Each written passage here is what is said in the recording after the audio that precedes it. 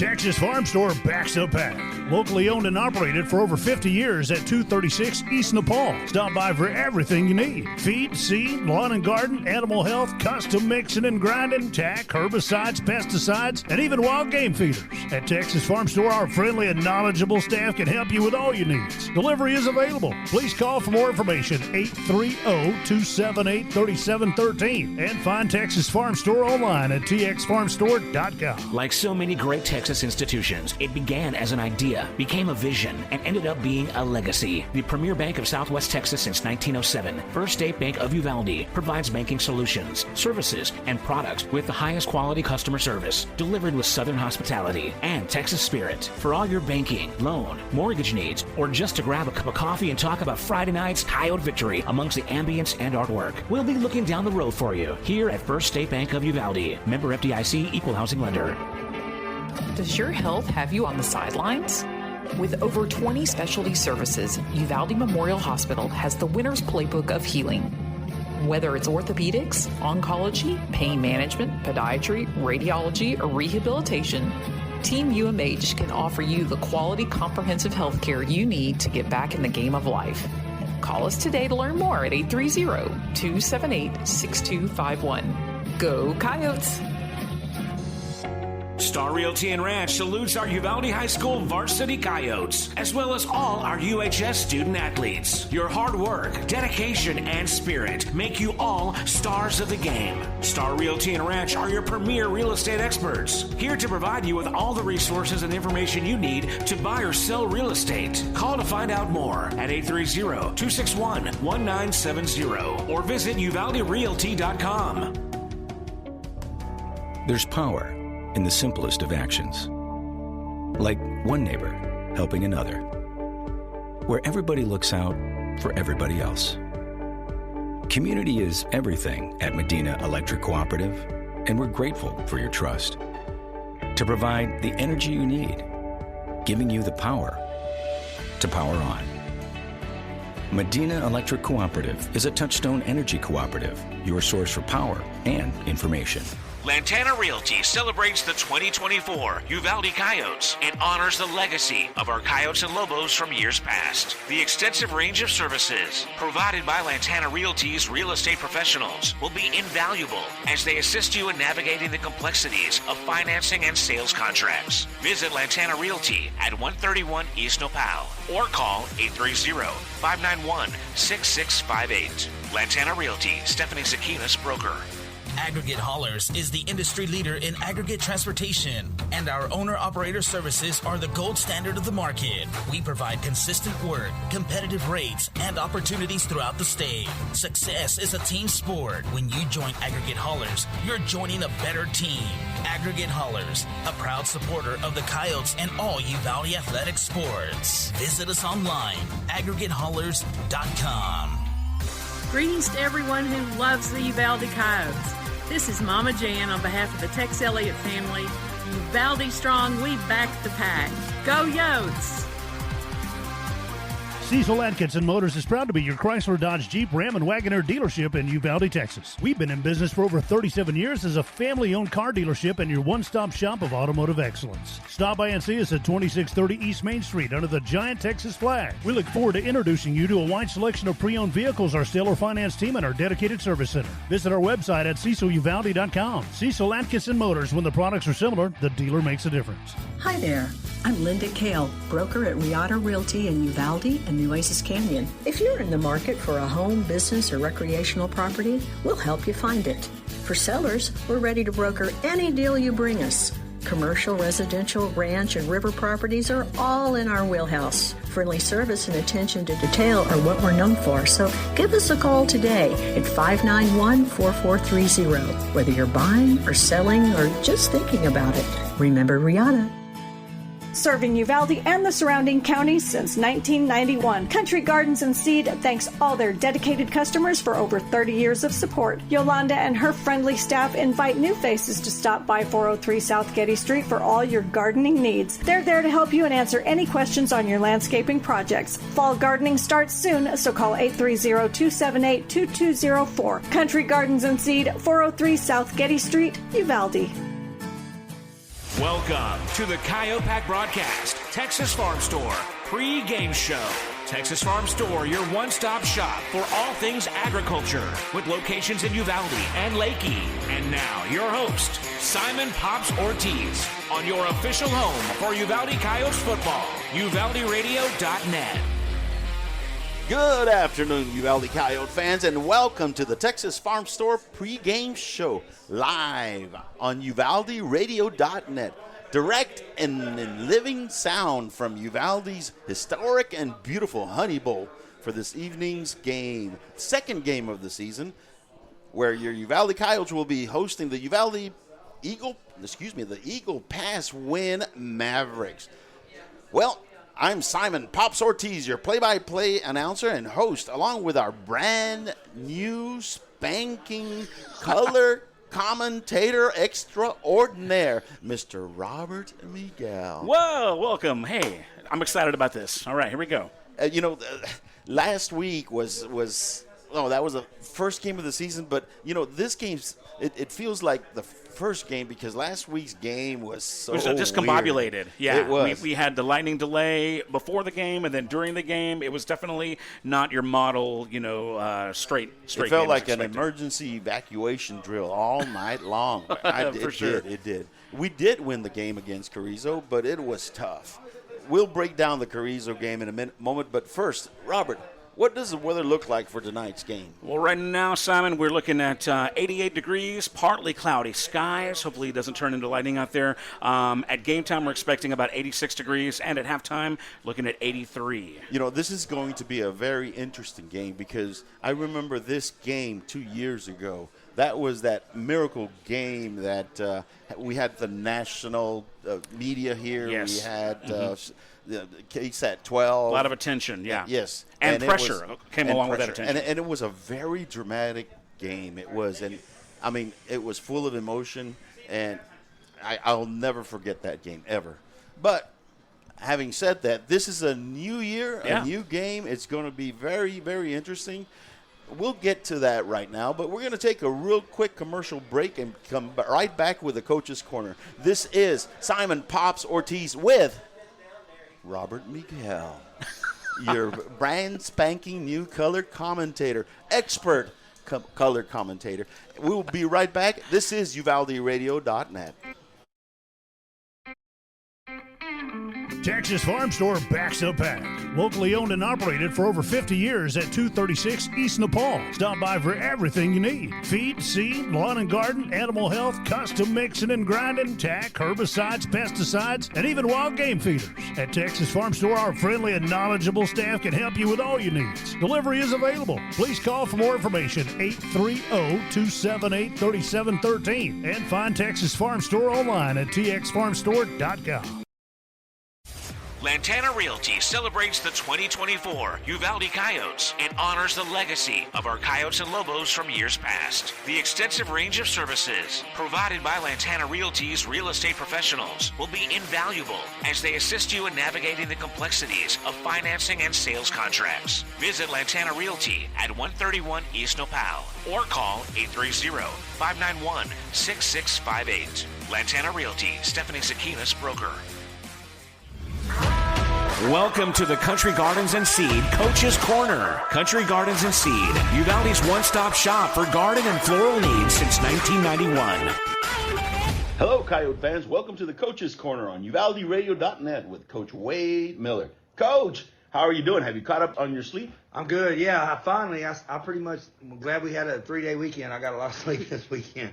Boy, I tell you what, I say how are you doing because of last week's game. It was the longest, strangest game we've ever experienced. And although we beat the Carrizo Springs Wildcats 13-8, we had problems from the very start. Take us through some of those long lists of mishaps. Oh, well, first of all, I've never had one like that. I've had one rain delay, and then we come back out. But it started about 4:30. We take the field in practice, and warm up about 5:45. So I like to get there about an hour early. Well, at 4:30, I'm putting my guys on the bus to take them over there, and I get a call that the compressor on the air conditioner is out in the home locker room. Not the visitor's locker room, the home locker room. So we get off the bus, and we stay here till about 5:30, get over there, get dressed real fast. We go to walk out, and lightning delay. So we're stuck in that locker room with no air conditioning, 50 guys. That's also the shelter in place for the cheerleaders. It's the shelter in place for the managers, the trainers, all that. It was miserable. We didn't get started until I think after 8. And then we came out, and I thought the defense played great from the start. Offensively, we only punted twice. We moved the ball up and down the field. But, and then we had that other rain delay at midway through the third quarter. I was ready to call it then, but Coach Gonzalez over at Carrizo was adamant about keep playing. So we granted him his wish, and we finished the game. Luckily, we came out on top. I told the kids after the game, I don't care if every game's 2-0. Half the teams in the state this week are 0-1, and we're not one of them. So I'm glad it's over. I'm glad we won. And we got a lot of good stuff on film we were able to look at Monday and say, look, we can fix this, we can fix that. So it was a good overall win. I'm just glad it's over. It seemed that everything that was happening to their favor. So, kudos to the kids for really toughing it out, really. From the start, you could tell that we had the superior team in both numbers and talent. But the way the problems unfolded was totally in their favor. But the bottom line was that we won. Can you tell our listeners how these problems really played to Carrizo Springs' favor? Yeah, first of all, they've only got about 30 guys total on their varsity team, and to get breaks, and we felt like going into that last weather delay, we had just completed a pass down to their 20-yard line. They were pretty much done, and then to get an hour off in the air conditioning when we were sitting in the heat, that was no good. But don't make excuses, just come out and keep playing, and we did. And I'm proud of my guys. I tell you, what I'm really proud of was the fans. They had to wait out the rain delay. They wouldn't open the gates until the all clear, and they stood out in line like 2 hours, and then I walk out. I didn't think anybody was going to be there, and it was packed. So kudos to our fans. I'll tell you this much, Coach. There was a lot of fans that were just so diehard. They stayed in the stands, and what you could tell is they asked them to move, and then a bunch of them did, but the really diehard ones stayed. They had to come out there and just force them to take cover. It was very eerie out there for a while. Last week, we talked about our new starters on the offensive line and defensive front 7. Let's talk about the offense first. How did the offensive line grade out on film, and what are some areas for improvement? And we'll start with the improvement. We need to stay on our blocks longer. I mean, we were going to the right spot. Now, I'll give Carrizo credit on this. They had every exotic front and blitz you could ever imagine throwing at those guys. I thought we played really well. My young tight end, Derek De La Cruz, he's a sophomore. He actually had the highest grade. He played really well. Number 40? Number 40, yep. Mm-hmm. And then Jackson Parker, number 67, graded out real well. The other guys, they had good bright spots and some not so bright spots, but that's going to be a really good group by the end of the year. I thought they did well. I noticed number 75, Haas, Mr. Machuca, on that play that they basically threw the young man out from Carrizo. He was actually staying on the block. Yeah, first of all, he should have never got a penalty. I mean, it was offsetting penalties. He was just getting picked on because he was the big guy. He was blocking that guy to the end zone. Yep. And then Josh showed a lot of restraint because that guy punched him 3 times and he didn't punch back. So I was proud of Josh on that one. Josh had some flashes of brilliance, and then he's had some flashes of being a sophomore. I mean, that's going to be all year. Okay, let's see. Let's go back to our defense. We knew we had some inexperience in the front 7. But it was good to go against the wing T offense to get a taste of all the misdirection and sleight of hand ball handling happening in the backfield. Did you make any adjustments as the game went along to handle this? No, not really. They just finally started reading their keys, and I was really proud of our front 7. We replaced 3 starters on the defensive line and 2 out of 3 linebackers, and a bunch of those guys were sophomores, and they played really good. I mean, they got a few yards early. But, once we reminded them about reading their guards and going where they're supposed to be, man, they played really well the rest of the game. That was the bright spot of all bright spots of the scrimmage, how well our front 7 played. The only snafu was that long run. But, I mean, what do you expect after you've been sitting for an hour and a half and the offense gets a little rested, and it was just an anomaly for that play? Yeah, they came out rested up and ready to go. We came out kind of flat. That happens. But the rest after that play, we played really well defensively. Sure did. One last question on last week's game. That last offensive play that Carrizo ran before you ran out the clock, was that a trick play, like a guard run that they ran? It was. They actually pulled both guards, and then they spun them around, and they gave it to the backside guard. But they didn't block the defensive tackle. So you run all the good quick trick plays you want. If you don't block Brian Manzanares, you're not going to have a very successful play. Yeah, my coaches were like, why did they run the annexation of Puerto Rico there at the end of the game? I don't know. I'm glad they did, though. Yeah, right, because, I mean, if they didn't run one of their just sweeps, they might have had a chance to make it. Coach, let's talk about this week's opponent, the Eagle Pass Winn Mavericks. They graduated 29 seniors and have fewer starters returning than we did.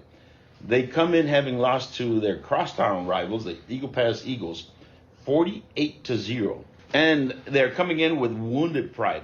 What are their strengths? You know, they run the ball well, and their defense they're not going to give up the big play. They're going to make you earn your way down the field. And this will be my fourth year playing them. I think all but that first year was a 10-point game. All the rest of them have been one-score games. They're always good games. They play us tough. I know they lost a lot, but they look like they looked last year, you know. I mean, and the schemes are the same. They run the same defense, same offense that we do. So it's going to be a good football game because they're going to come out and play hard. After you lose 48-0, they'll come out and play hard. I have no doubt in my mind. And just like last year, we need to do the same thing. Yeah, and, you know, they are a 5A Division I team. They've got the numbers. Their high school has something like 2,000 kids. And they do have their quarterback and one of their good wide receivers coming back. Yeah, and they have a really good defensive end that's coming back. That he was a problem last year, and he's gotten a lot bigger. I mean, he's a good football player. Well, we'll get into our prognostications in a little bit. Overall, it looks like we came out of the Carrizo game relatively healthy. Give us an injury report. No, we're good. We had no one healthy. I have one that may not play. He slept wrong on his pillow and his neck is stiff or something like that. Ooh. So, but other than that, we all seem like we're healthy. I got a tweaked hamstring that, might be a little bit of an issue for one of them, but nothing from the game. I thought we can. And I had 3 of my senior starters that have been on varsity for 3 years tell me that's the most physical game they'd ever played. So to come out of that thing without injuries is a blessing. That's really good to know. Now that we've played our first game, are there any changes in the lineup? No. Well, I think maybe this week Zach Vasquez is going to start for Chris Rodriguez at receiver. That Chris has a sore neck; he's the neck guy. Mm-hmm. And then we're not 100% sure yet on Albert De La Garza. He's got a tweaked hammy. We may, and if he doesn't start, Wyatt Hughes will start. Wyatt was a starter last year, when we expect very little drop off from either one of those guys. Coach, give us your keys to the game against the Winn Mavericks. Same as last week. We need to quit turning the ball over and quit making mistakes. And not defensively. Defense just needs to keep doing their thing. But offensively, like I said, we move it up the field and we fumble. We move it up the field, we get a stupid 15-yard penalty. So we just need to execute and not hurt ourselves.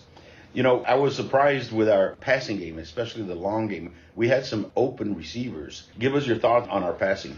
Yeah, I thought Jet played relatively well, and a lot of the open receivers that we missed is because of their exotic stunts, and he's getting pressure and he's trying to hit guys. I think we'll have better pass protection this week, and now they're going to play that secondary deep, so we're going to have to get them sucked up first, but I think we'll be able to hit them over the top some.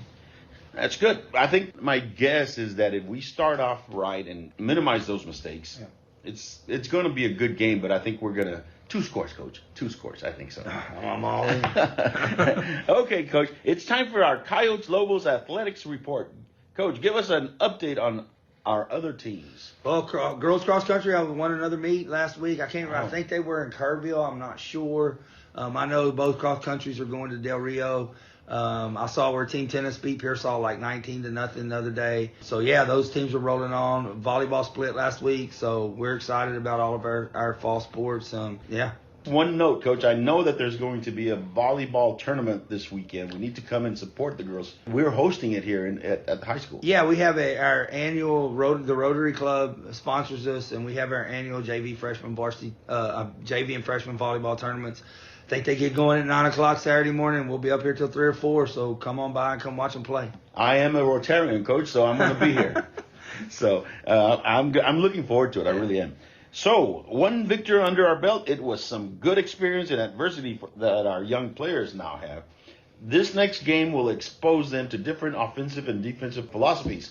So, it will be more experience to have before district play. Coach, give us some final thoughts on this game. Yeah, this is a good game. It's a close game. We play each other every year, and it's always nice to play a bigger school, give you some experience because, we got a couple of 3A schools up next who are really good. I watched Hondo on film today. Boy, they look good.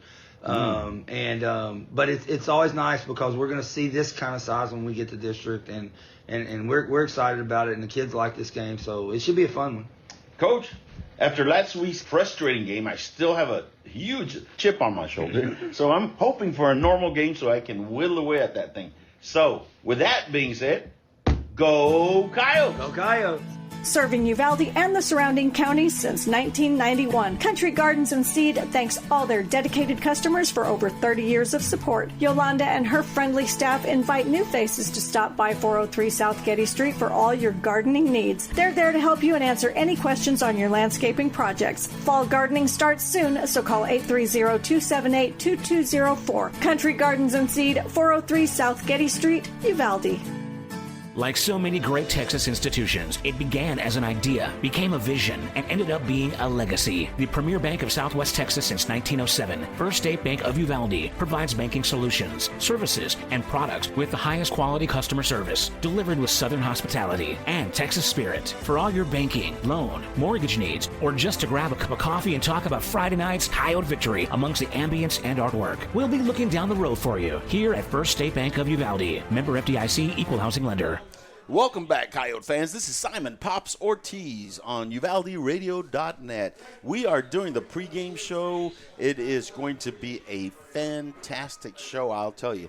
We're just going to finish off a little bit, Robert, okay, on some of the higher thoughts or a little summary of last week's game. Okay. And it's basically three big areas that the Coyotes have to really concentrate on.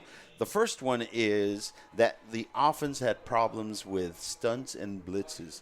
We have a young offensive line, and they really need to button it down in that area. The defense did great. It was awesome to see them be able to handle all of the misdirection plays that Carrizo had. Now, the one area that we really need to work on as far as the offense is concerned is too many breakdowns. We were just marching down the field, get in Carrizo's end of the field, and then we'd have a penalty or just a missed assignment, and we had turnovers. Those are going to be very critical in this game. And the last thing that we really need to work on is we need to be able to concentrate at the very end of the second quarter and at the end of the game, because this is going to be a close game, just a close game. So how was your first game as the color commentator? How did you see it? I don't know. You tell me. I had a good time, so I feel like as long as I'm having a good time, hopefully everybody else is. But like I say, it was definitely a different type of broadcast than we're used to doing. So I'm thinking this is going to be a little bit more standard fare, and I think this is where we'll get to judge to see how this gels, man. You brought a fresh standpoint to the game, and I really appreciated that. Yeah, the non-sports pro. I'm not the regular couch potato guy that doesn't know all the fancy terms, but I like watching the game. Dang it! All right, well let's go ahead and get into the preview of our opponent. Okay. We're playing the Winn Mavericks from Eagle Pass, Texas, and they're a big school. They are a 5A Division I. There's a 5A Division I, 5A Division II, and then we are in 4A Division I. So we have about 1,200 students. They have about 2,000. So they do have a lot of kids, but the defense and the offense doesn't have a lot of speed, and that's going to be one of the keys to the game. They do run the same offense and the same defense, but their speed is average. And we have some really outstanding speed in the skill positions. So, having said that, we're going to have to really get out of the gate just fast. Because right now they come in confident because we have a common opponent. We played Carrizo last week. They had a scrimmage with Carrizo, and they did outstanding against Carrizo in their scrimmage. So that is going to be – they think – I saw an article that their coach made a statement. They said, I think we're going to do really good because we did really great against Carrizo, and Uvalde had problems with Carrizo. Right. So they're going to come in, even though They lost 48-0 last week. They're going to come in with a little bit of confidence and a wounded pride because they lost 48-0. Well, they better not be too confident. I think we're going to be okay. We're going to go into the keys of the game in a minute, but we're going to take a quick commercial break as they do the national anthem, and we will be right back. This is UvaldeRadio.net. Greetings to everyone who loves the Uvalde Coyotes. This is Mama Jan on behalf of the Tex Elliott family. Uvalde strong, we back the pack. Go Yotes! Cecil Atkinson Motors is proud to be your Chrysler, Dodge, Jeep, Ram, and Wagoner dealership in Uvalde, Texas. We've been in business for over 37 years as a family-owned car dealership and your one-stop shop of automotive excellence. Stop by and see us at 2630 East Main Street under the giant Texas flag. We look forward to introducing you to a wide selection of pre-owned vehicles, our seller finance team, and our dedicated service center. Visit our website at ceciluvalde.com. Cecil Atkinson Motors, when the products are similar, the dealer makes a difference.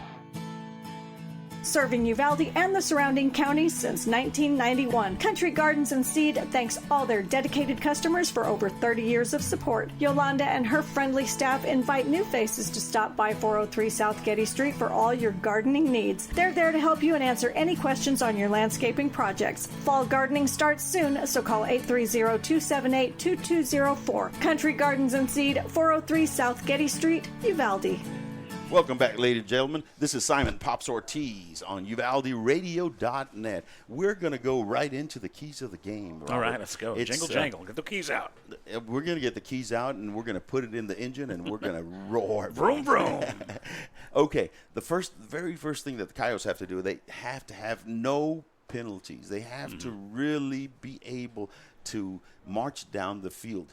Now, we're playing a defense that doesn't have outstanding speed. So they play a lot of what they call cover two. They get back from the line of scrimmage so that you can't beat them with your speed. So you're going to have to take the medium passes and the runs to be able to matriculate, they say, down the field. That's one of the keys of the game. The other is that we need to be – now – what they did is they went back and they studied our film against Carrizo, and they said, they're having problems with blitzes. They're having problems with all these stunts. We're going to try some of those. So our offensive line is going to have to be able to handle those blitzes. They don't do it as much as Carrizo, but they are going to try to see if they're going to be successful. Now, the third key of the game is we need to get ahead and stay ahead. They're kind of young too. They've got a young quarterback, a sophomore quarterback. They have a sophomore running back. So they are young themselves. So if we get ahead, especially by 2 scores, that will really make the game a lot easier. And the last but not least is their kicking game isn't that great. So their punter tends to punt in a line drive, and they only go about 30 yards.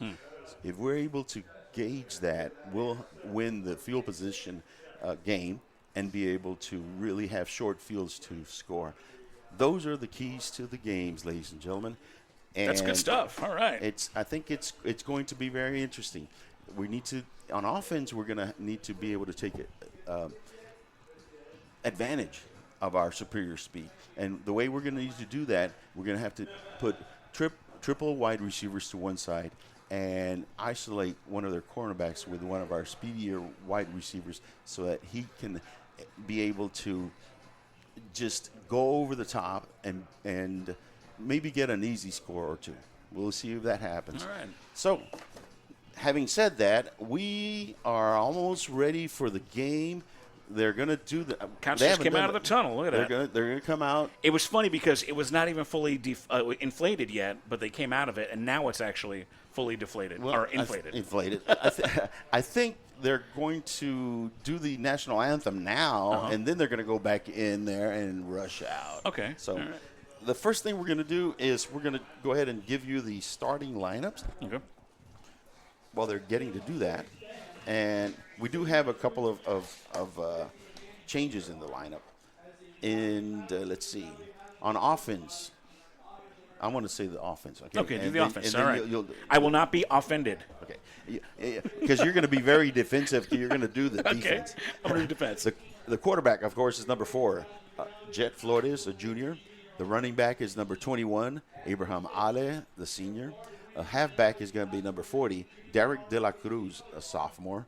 A tailback, tackle is number 75, Josh Machuca, a sophomore. A guard, number 66, Adam Barbosa, a junior. A center, number 56, Darian Navarro, junior. At guard is number 68, Matt Rodriguez, a junior. Tackle, number 67, Jackson Parker, senior. Slot receiver, number 3, Devere Willis, senior. Wide receiver, number 11, Diego Granados. And wide receiver, number 19, Zach Velasquez, a junior. He is taking the place of Chris Rodriguez, the young man that started last week. Chris woke up with a crick in his neck, so they're resting him this week. Hate that happen. It usually only happens when you're old. No, he's young, but he woke up with a crick in his neck. Okay, you want me to knock these out, or should we wait for the? Let's. It looks like they're getting ready for the national anthem. Let's go ahead and see if we can knock it out. Knock it out. Okay, real quick. So your defense starters, deep end, number 47, Gavin Torres, sophomore. Defensive tackle, number 65, Malachi Lara, he's a senior. Defensive tackle, also senior, number 8, Brian Manzanares. Did I say that right? Yeah. Is that deep end? Defensive end? Yes. Number 2, junior, Jared Martinez. Is that linebacker? Linebacker, senior, number 17, Malachi Constano. Also, linebacker number 28, sophomore number 44, Wally Flores. Also at linebacker, junior number 5, Ryan Barron. Cornerback, senior number 9, Wyatt Hughes. Also at cornerback, senior number 1, Matt Blanco. And what's FS? Free safety. Free safety. I should remember that from last week. Senior number 12, Jesus Padilla. And strong safety? There you go. Senior number 7, Aiden Barbosa. And number 9 was cornerback Wyatt Hughes is replacing Mr. Albert De La Garza, 0. Okay. Albert had tweaked his hamstring, so that's why he's resting also this game. So, and now we're going to have the national anthem. Oh, here we go.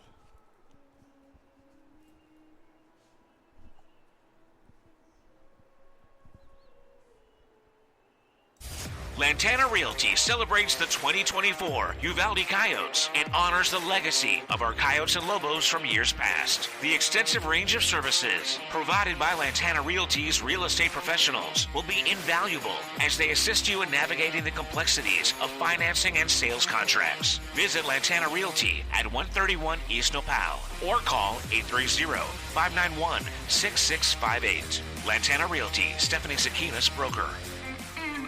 Texas Farm Store backs up pack. Locally owned and operated for over 50 years at 236 East Nepal. Stop by for everything you need. Feed, seed, lawn and garden, animal health, custom mixing and grinding, tack, herbicides, pesticides, and even wild game feeders. At Texas Farm Store, our friendly and knowledgeable staff can help you with all your needs. Delivery is available. Please call for more information, 830-278-3713. And find Texas Farm Store online at txfarmstore.com. Cecil Atkinson Motors is proud to be your Chrysler, Dodge, Jeep, Ram, and Wagoner dealership in Uvalde, Texas. We've been in business for over 37 years as a family-owned car dealership and your one-stop shop of automotive excellence. Stop by and see us at 2630 East Main Street under the giant Texas flag. We look forward to introducing you to a wide selection of pre-owned vehicles, our stellar finance team, and our dedicated service center. Visit our website at ceciluvalde.com. Cecil Atkinson Motors, when the products are similar, the dealer makes a difference. There's power in the simplest of actions. Like one neighbor helping another, where everybody looks out for everybody else. Community is everything at Medina Electric Cooperative, and we're grateful for your trust. To provide the energy you need, giving you the power to power on. Medina Electric Cooperative is a Touchstone Energy Cooperative, your source for power and information.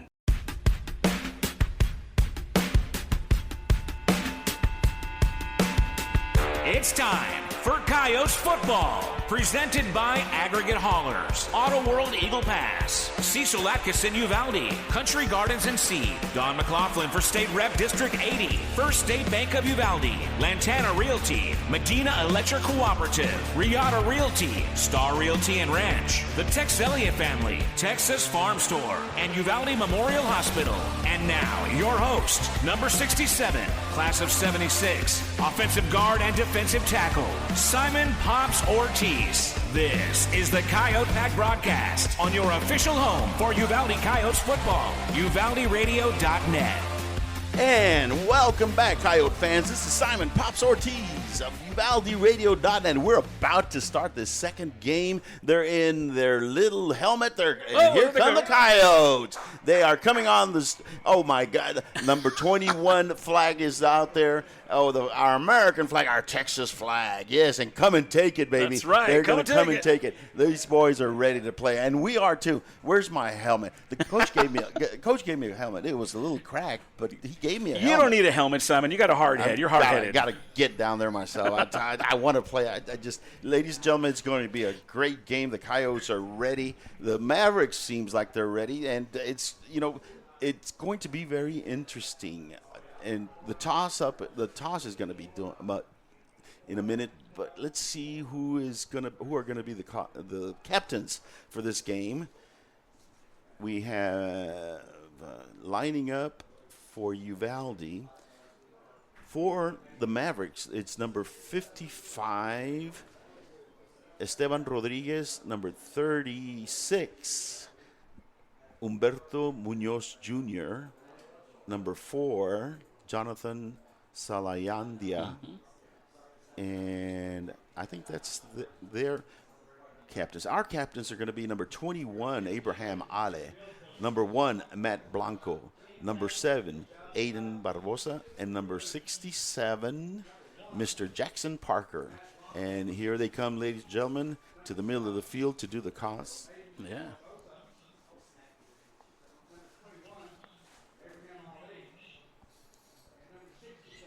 Number 67 is Jackson Parker. Let's see who wins the toss. It's going to be interesting. If we win the toss, I know Coach is going to defer to the second half. Okay. You might hear the Honorable Judge Bill Mitchell in the background there. If you hear the game, you're hearing him loud and clear. He is the PA announcer for years. He has been for years and years and years. You know, this game is kind of, to me, it seems like the start of the season, because last week I know I'm boring everybody with that. Oh, not at all. What's up? It was so weird, and we apologize. We apologize because it took so long to get them back into the field, but you have to have their safety Yeah, first. of course. And that's sports. I mean, just think of all those baseball games, that you watched on TV that were just way longer than they needed to be. It's all good. Well, all right. Looks like the Mavericks won the toss. They deferred. The Coyotes are going to receive the ball on the south end of the field. Yes, we are. We're going to receive on the south. They're going to kick from the north. Now, their place kicker, who is also the kickoff person, also his kicks go only to about the 15 or 10-yard line. And if he doesn't do it directional, we'll be able to run it back and get pretty good field position. So let's hope we get that done. Now, it is partly cloudy, but the sky is pretty clear. Yep. There is a wind, 13 miles per hour, going from the north to the south.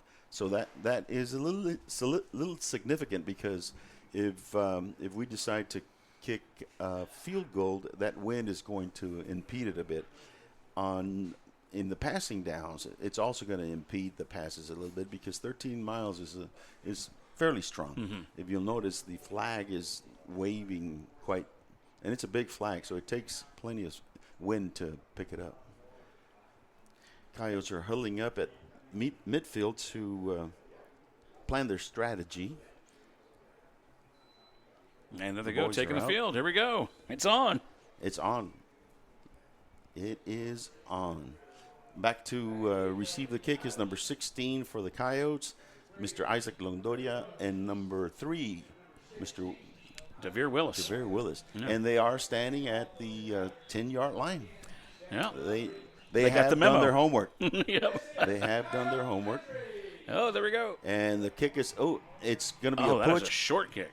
And it's on the 25-yard line, number 25-yard. Oh, number look at him go. Oh! And he's like broke into the middle, right up the middle to the 45 of the Mavericks. It was a great return by number 25, Rocky Duran. All right. And it was a little pooch, they call it pooch kick. And it went to about the 25-yard line. And number 25 was able to field it cleanly and take it up the field all the way to the Mavericks' 45-yard line. Wow, and you called it. That was a short kick. The Coyotes will start on the Maverick 45-yard line. 1st and 10, 11:53 in the first quarter. We are in our spread formation. 2 wide receivers left, 1 wide receiver right. There is a slot back to the right. Jet is in shotgun formation with number 21, Mr. Ale, to the right of his side. He is asking for the ball. Spread formation. Number 3 is motioning to the left, and it's going to be a dive to Mr. Ale for about 3 yards. Tackled by number 21, Mr. Alvin Chavez for the Mavericks. Mr. Chavez is a senior. They have new linebackers. So last week they had problems with tackling. They were doing a lot of arm tackling and not wrapping up. Coyotes are up on the line. 2nd and 8 at the 42-yard line. Shotgun formation. Mr. DeVere Willis is motioning to the left, and it's going to be a dive play to Mr. Ale. It's going to go for about a yard. It's going to be 3rd down and 6 at the 41-yard line of the Mavericks. 11:04 left in the first quarter. Coyotes have the ball first. 3rd and 6 for the Coyotes. They're coming up to the line. The defense is in a 4-2-5 alignment. Ball is back, and he's going to throw it to number 3, Mr. DeVillis, and he is going to – he lost the ball. He lost the ball, and let's see who got it. He was trying to make extra yards, and the ball was just slapped from his hands. Let's see who got the ball. They're still trying. Yep. No, it is Maverick ball. And that's exactly what you were talking about earlier. One of the keys to the games was going down the field, but staying on task and not having a turnover or getting. I'll give this to DeVere. He was trying hard to get extra yard, but he had the ball a little too loose. So it's 1st and 10 for the Mavericks on their own 31-yard line. 10:34 left in the first quarter. Let's see if the Coyotes can do a 3-and-out. Again, they have the same offense as we do. They do have 2 wide receivers right, 1 left. Quarterback is in shotgun. He's got 1 slot, and they're going to try just a sweep, and they got the corner. They've got the corner. Number 7 is going to go for about 8 yards. The tackle is made by number 7, Aiden Barbosa. It's going to be 2nd and a short 2. 2nd and 2 for the Mavericks. 2nd and 2 at the 39-yard line of the Mavericks. 10:03 left in the first quarter. Coming up to the line. Shotgun formation. 2 wide receivers left, 1 wide receiver right, 1 slot back to the left, 1 running back next to the quarterback to the left, and they're going to try a pitch out to number 33, and number 33 is going to get the corner and make about 7-8 yards to the 48-yard line of the Mavericks. It's going to be 1st and 10 for the Mavericks. We're going to have to really seal those corners and make sure that we send them back inside so our linebackers can get the tackle. 1st and 10 for the Mavericks. 9:35 left in the first quarter. Coyotes are up in the line ready for the Mavericks. The Mavericks are in the huddle, getting the play called in. They break the huddle. Shotgun formation. 2 wide receivers left, 1 right, 1 slot back left. There is one movement on the line. There's a flag. Number 72 for the Mavericks, Miguel Mancha II, moved before the ball was snapped. I think, when you have motion in the backfield, it kind of, for a lineman, I'm an old lineman, it kind of gets you off and you kind of jump, and that's what happened to the young man. It's going to be 1st and 15 for the Mavericks at their own 42-yard line. 9:14 left in the first quarter. Cowboys are up in the line. The Coyotes. The Coyotes are up in the line. Mavericks are in their spread formation. There's 2 wide receivers left, 1 right, 1 slot back. They're going to try their little and he's able to get 2 yards, 3 yards. We did turn him back in, and our linebackers were able to get him, and the quarterback comes up a little limpy, number 7. Yeah, he kind of twisted his ankle. He's okay, though. He's just looking at his ankles, trying to shake it off. That was a pretty risky run for the quarterback to take. He was right in it. It's going to be 2nd down and 13 at their 46 or 45.5-yard line. 2 wide receivers right, 1 left, 1 slot back. Quarterback is going to turn around and got some pressure. Sprint to the right. And threw it to number 46. Incomplete. He was wide open, but it went right through his hands. It's going to be 3rd down and 12. 3rd down and 13 at their own 41-yard line. Coyotes got lucky there. Because that was a good pass. Hey, we'll take went it. Right into his hands. Number 46 is a tight end, I believe. And sometimes those tight ends aren't used to getting the ball so often. Coyotes are up in the line. We've got 4 down linemen, 3 linebackers, and 4 defensive backs. The Mavericks come out in their spread formation, 2 wide receivers right. And what was that? Timeout? Timeout. I believe it is a timeout. Or, no, I think it's going to be 5 yards, delay a game. Or is it? Yep. Offense, delay a game. It's going to be 3rd down and 18. Now, this young man, the quarterback, he has an accurate arm.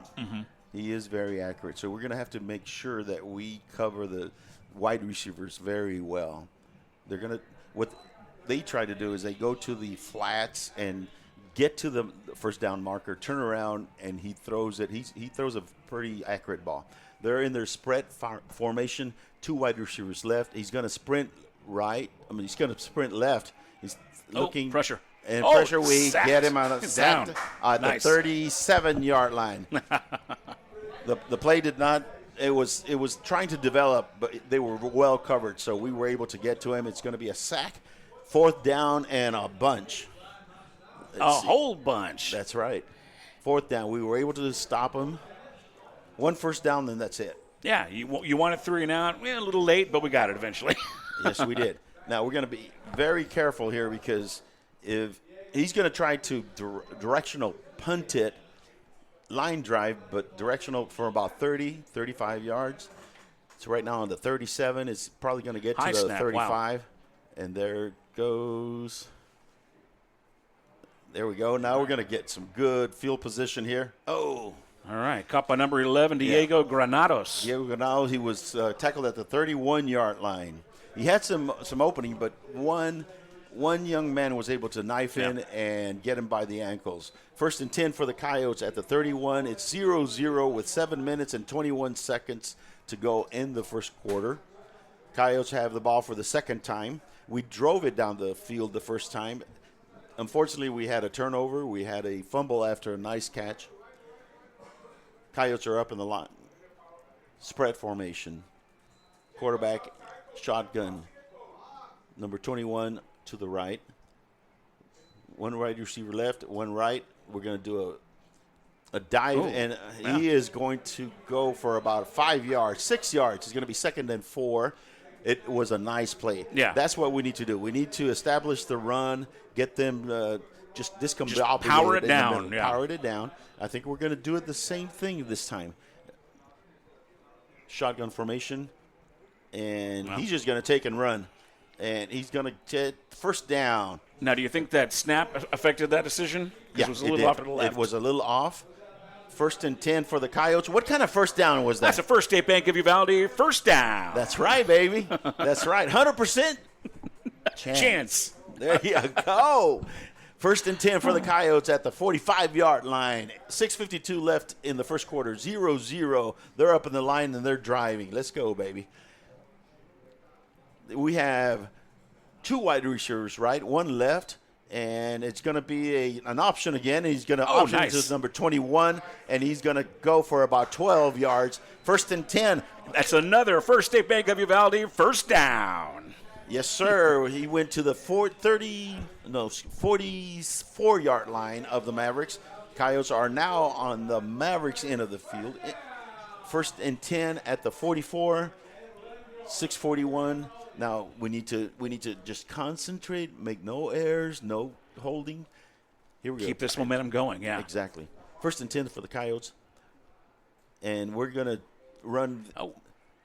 Oh, face mask. I don't see a flag. There's a dirty laundry on number 4 on 40.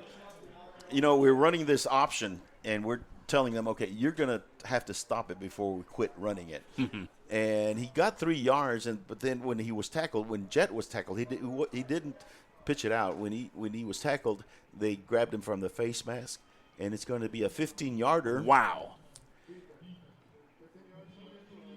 We are now at the 26-yard line of the Mavericks. 1st and 10 for the Coyotes. What kind of first down was that again? That's a First State Bank of Uvalde first down, Simon. It's a 100% chance. That's right. Spread formation. Now we're spreading them all out. There is no running back in the backfield. We've got 2 wide receivers right, 2 wide receivers left, and we're going to pitch it out to Mr. DeVere Willis, and Mr. DeVere Willis is going to take it for. They're trying to take the ball away from him. Wow. Yeah. Whoa. He's the young man that had the fumble. So they're saying, let's see if we can take it away from him again. He did go for 2 yards. 2nd and 8 at the 23-yard line of the Mavericks. 5:48 left in the first quarter. 0-0. Coyotes are up on the line. It's a shotgun formation. We've got 2 wide receivers right, 1 wide receiver left, 1 slot back, 1 running back in the backfield. Mr. DeVere Willis is motioning to the right, and it's going to be a dive to number 21, and he's going to be able to take it for about 8 yards. Yeah, right up the 7 middle. 7 yards. It's going to be 3rd down and 1. Yes, sir. It's going to be 3rd down at 1 we're in the red zone at the 18-yard line of the Mavericks, and we're going to do the little wildcat with Mr. Ale in the backfield, and somebody's going to call something. I hope it's not a penalty against. They're just positioning the ball right in the middle. Issue? Yeah, they're spotting the ball. Okay. We are in the wildcat. Mr. Ale is back to receive the direct snack. We got. And we're just going to another face mask. Oh, wow. They grabbed his face mask and really yanked it. That's going to be an automatic first down. And I think it kind of hurt him. Yep. Mr. Ali is coming to the sidelines a little. He's touching his mouth. It's not like it hurt his neck. Well, we'll find out. Wow. He's going back out. No. Nope. That's Jet, the quarterback. Yeah. And number 21 is the one that is in the sidelines. The trainers are checking him out. Coyotes are up on the line. It's going to be 1st and 10 at the 8-yard line of the Mavericks. 1st and goal. That was another first down. Oh, the First State Bank of Uvalde first down. That's right. And we are now in spread formation. Jet is going to just sprint to the right, and it's going to be a touchdown. Touchdown. Touchdown, There you Coyotes. Yes, sir. Yes, sir. What we did, we just spread them out and use our superior speed. That is what we needed to do and exactly what we did. Ladies and gentlemen, the Coyotes has scored a touchdown, 6-0. We are lining up for an extra point kick. Mr. DeVere Willis is setting the place kicking tee down at the 10-yard line. They need one more player. And there's Wiley Coyote with the big U flag, making the rounds for the touchdown. Coyotes are down. The snap is back. It's down, and it is no good. Yeah. It went to the right, ladies and gentlemen. The snap was a little low, so trying to get it down was hard, and it threw off the timing. Now, is it just me, or some of these snaps a little off on both teams? A little. Ladies and gentlemen, we're going to take a real quick break. The Coyotes are up 6-0. This is UvaldeRadio.net. Friday Night Lights, marching bands, school spirit cheers. High school football is happening now. Auto World Eagle Pass is proud to support our young athletes and to be part of this wonderful Coyote fighting spirit. Ready to touch down on great savings on a new ride? Stop by Auto World Eagle Pass, test drive, and ask about 90 days no payment. Plus, get warranty forever at no cost to you. Visit AutoWorldEaglePass.com today. Welcome back, Coyotes fans. We just scored our first touchdown of this game. We're up 6-0 with 4:41 left in the first quarter. The Coyotes are about to kick off to the Mavericks. The Coyotes are on the south end of the field. The Mavericks are on the north. They have number 20. I see 20, yeah. Axel Picasso is on one side. There's 3 back to receive. Yeah. Number 4, Cesar Perez, a senior, and number 11, it looks like. Number 11, Jaime Rojas. DeVere's about to kick it off, and he does a line drive, and it's going to go out of bounds. It's going to be a penalty on the Coyotes. The Mavericks will come out at the 30-yard line. That's where they'll have 1st and 10 for their second possession of the game. 4:41 left in the first quarter. 6-0, the Coyotes are up. Let's have another 3 and out, Robert. Yeah. That's what we need. We need to stop them, score again, and then it's going to be live. Is going to be easy for us. Right, Mario? Yes, sir. Yes, sir. Coyotes are up on the line. And the ball is placed at the 30-yard line, right in the middle of the field. 4:41 left in the first quarter. Coyotes are up 6-0. The Mavericks are up on the line. Spread formation. Quarterback is back, number 7. He's got 2 wide receivers right, 1 left. He's got a slot back to the right, and he's got 1 running back beside him. Number 8 is going to motion to the right, and they're going to run a dive. Oh. And that dive goes for none. Good tackle. Real good tackle. Just fill in the blanks. Tackle. And we've got a young man down. I think it's the running back that was tackled at number 33. Number 33 is Brian Leos. And we're going to take a real quick injury timeout, ladies and gentlemen. This is UvaldeRadio.net. Aggregate Haulers is the industry leader in aggregate transportation, and our owner-operator services are the gold standard of the market. We provide consistent work, competitive rates, and opportunities throughout the state. Success is a team sport. When you join Aggregate Haulers, you're joining a better team. Aggregate Haulers, a proud supporter of the Coyotes and all Uvalde athletic sports. Visit us online, aggregatehaulers.com. Uvalde Chevrolet is proud to bring you official coverage of Uvalde Coyotes football. At Uvalde Chevrolet, we've devoted ourselves to helping and serving our customers to the best of our ability. We believe the cars we offer are the highest quality and ideal for your life needs. Visit our website at UvaldeChevrolet.com to search new and used vehicles, plus get information on specials, financing, and parts and service. Or stop by and see us at 825 East Main Street in Uvalde. Uvalde Chevrolet, Uvalde's exclusive GM dealer. And we're back, ladies and gentlemen. This is Simon Pops Ortiz on UvaldeRadio.net. That was number 66. It was not the running back, but he was able to get off the field on his own power. They are up on the line, 2nd and 9. It's a shotgun formation. 2 running backs to the right, 1 to the left. They're going to try a quick run out by the quarterback. Nowhere to go. Nowhere. 0 yards. It's going to be 3rd down and 10. 3:54 left in the first quarter. The Coyotes are up 6-0 against the Winn Mavericks, the Eagle Pass Winn Mavericks. So they came in a little confident because they did great against Carrizo, and Uvalde, we struggled a bit, yeah. So I think they're finding out it's not going to be that easy. Let's hope so. Rude awakening. Come on. 3rd and 9 at their own 31-yard line. They're up on the line, spread formation, shotgun, and he's going to sprint to the right, and he tried to go to the left. Oh, wow. Oh, but they're going to call. They're going to call pass interference. Pass interference. Yeah. And, that pass was right there, but one of our defenders did not see the wide receiver coming. It was on the left side of the field in the flat. And we had 3 defenders out there with that. Yep.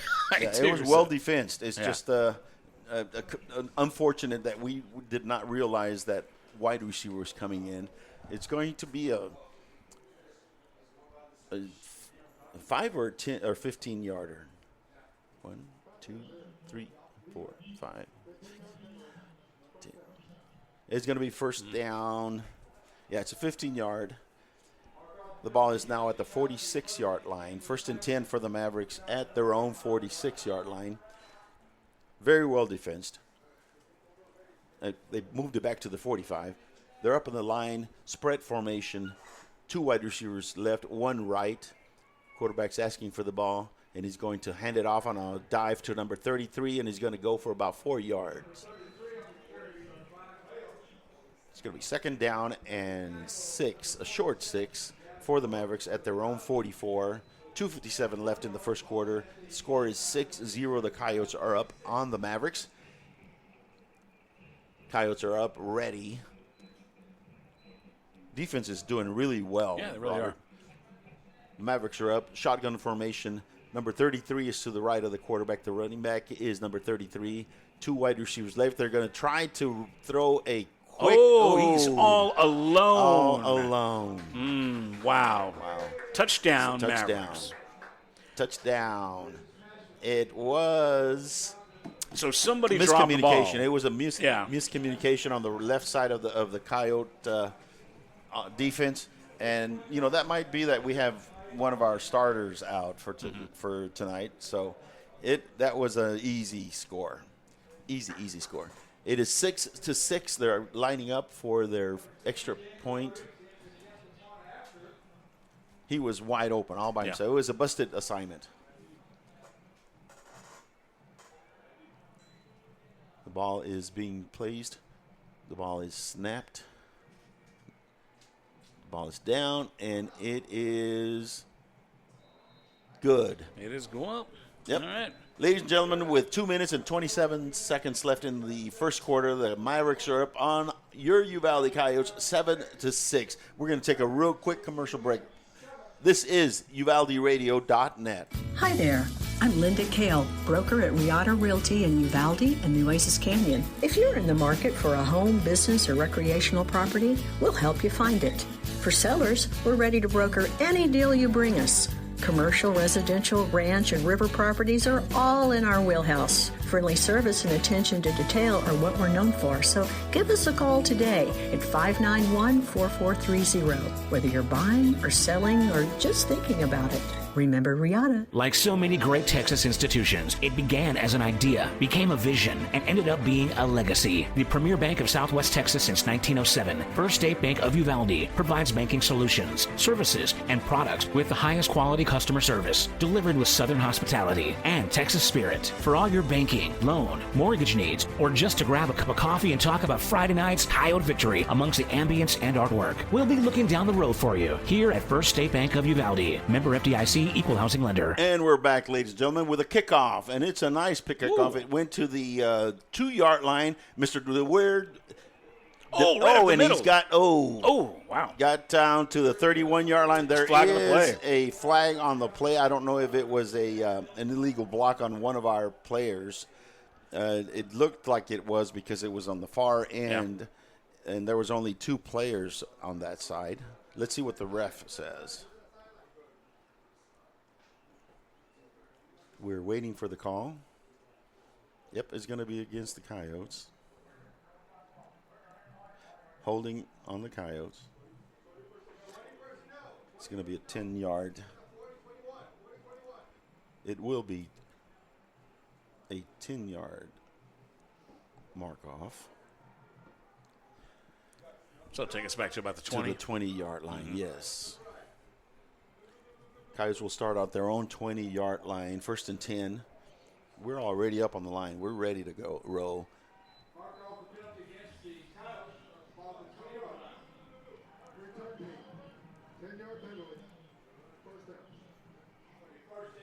Yep, that's what it was, Robert.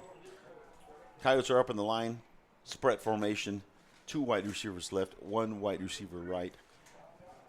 Abraham Ali's to the right of the quarterback. Number 3 is DeVere Willis is motioning to the right.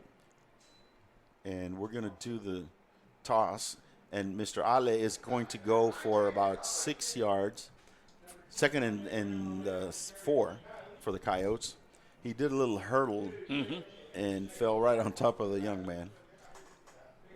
2nd and 6 for the Coyotes. 2 minutes left in the first quarter. The Mavericks are up on our Coyotes 7-6. Pretty imperative that we score in this drive so we can go into the half. Yep. Looking good. Coyotes are up on the line.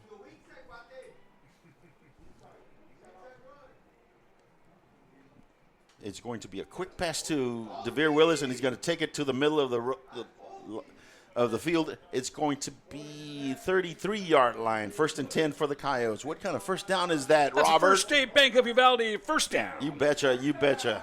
Come on, Coyotes, here we go. We need to use our speed, and we're trying to do that by throwing it to DeVere and throwing it to Granados. So let's see if we keep using our speed. We need to get Jet to do some of those sprint outs, and if he's open, he needs to just take off. Coyotes are up in the line, 1st and 10 at the 35-yard, their own 34-yard line. 1:26 left in the first quarter. They're down, and there is laundry on. We're going to have a illegal procedure. I think one of our players moved 5 yards back. 1st and 15 for the Coyotes at their 29-yard line. 29 and a half. Shotgun formation. 2 wide receivers right, 1 left. Number 40 is motioning right, and it's going to be a dive, but he's going to take it to the right. And oh, nice. Yeah. He goes for about 6 yards, 7 yards maybe.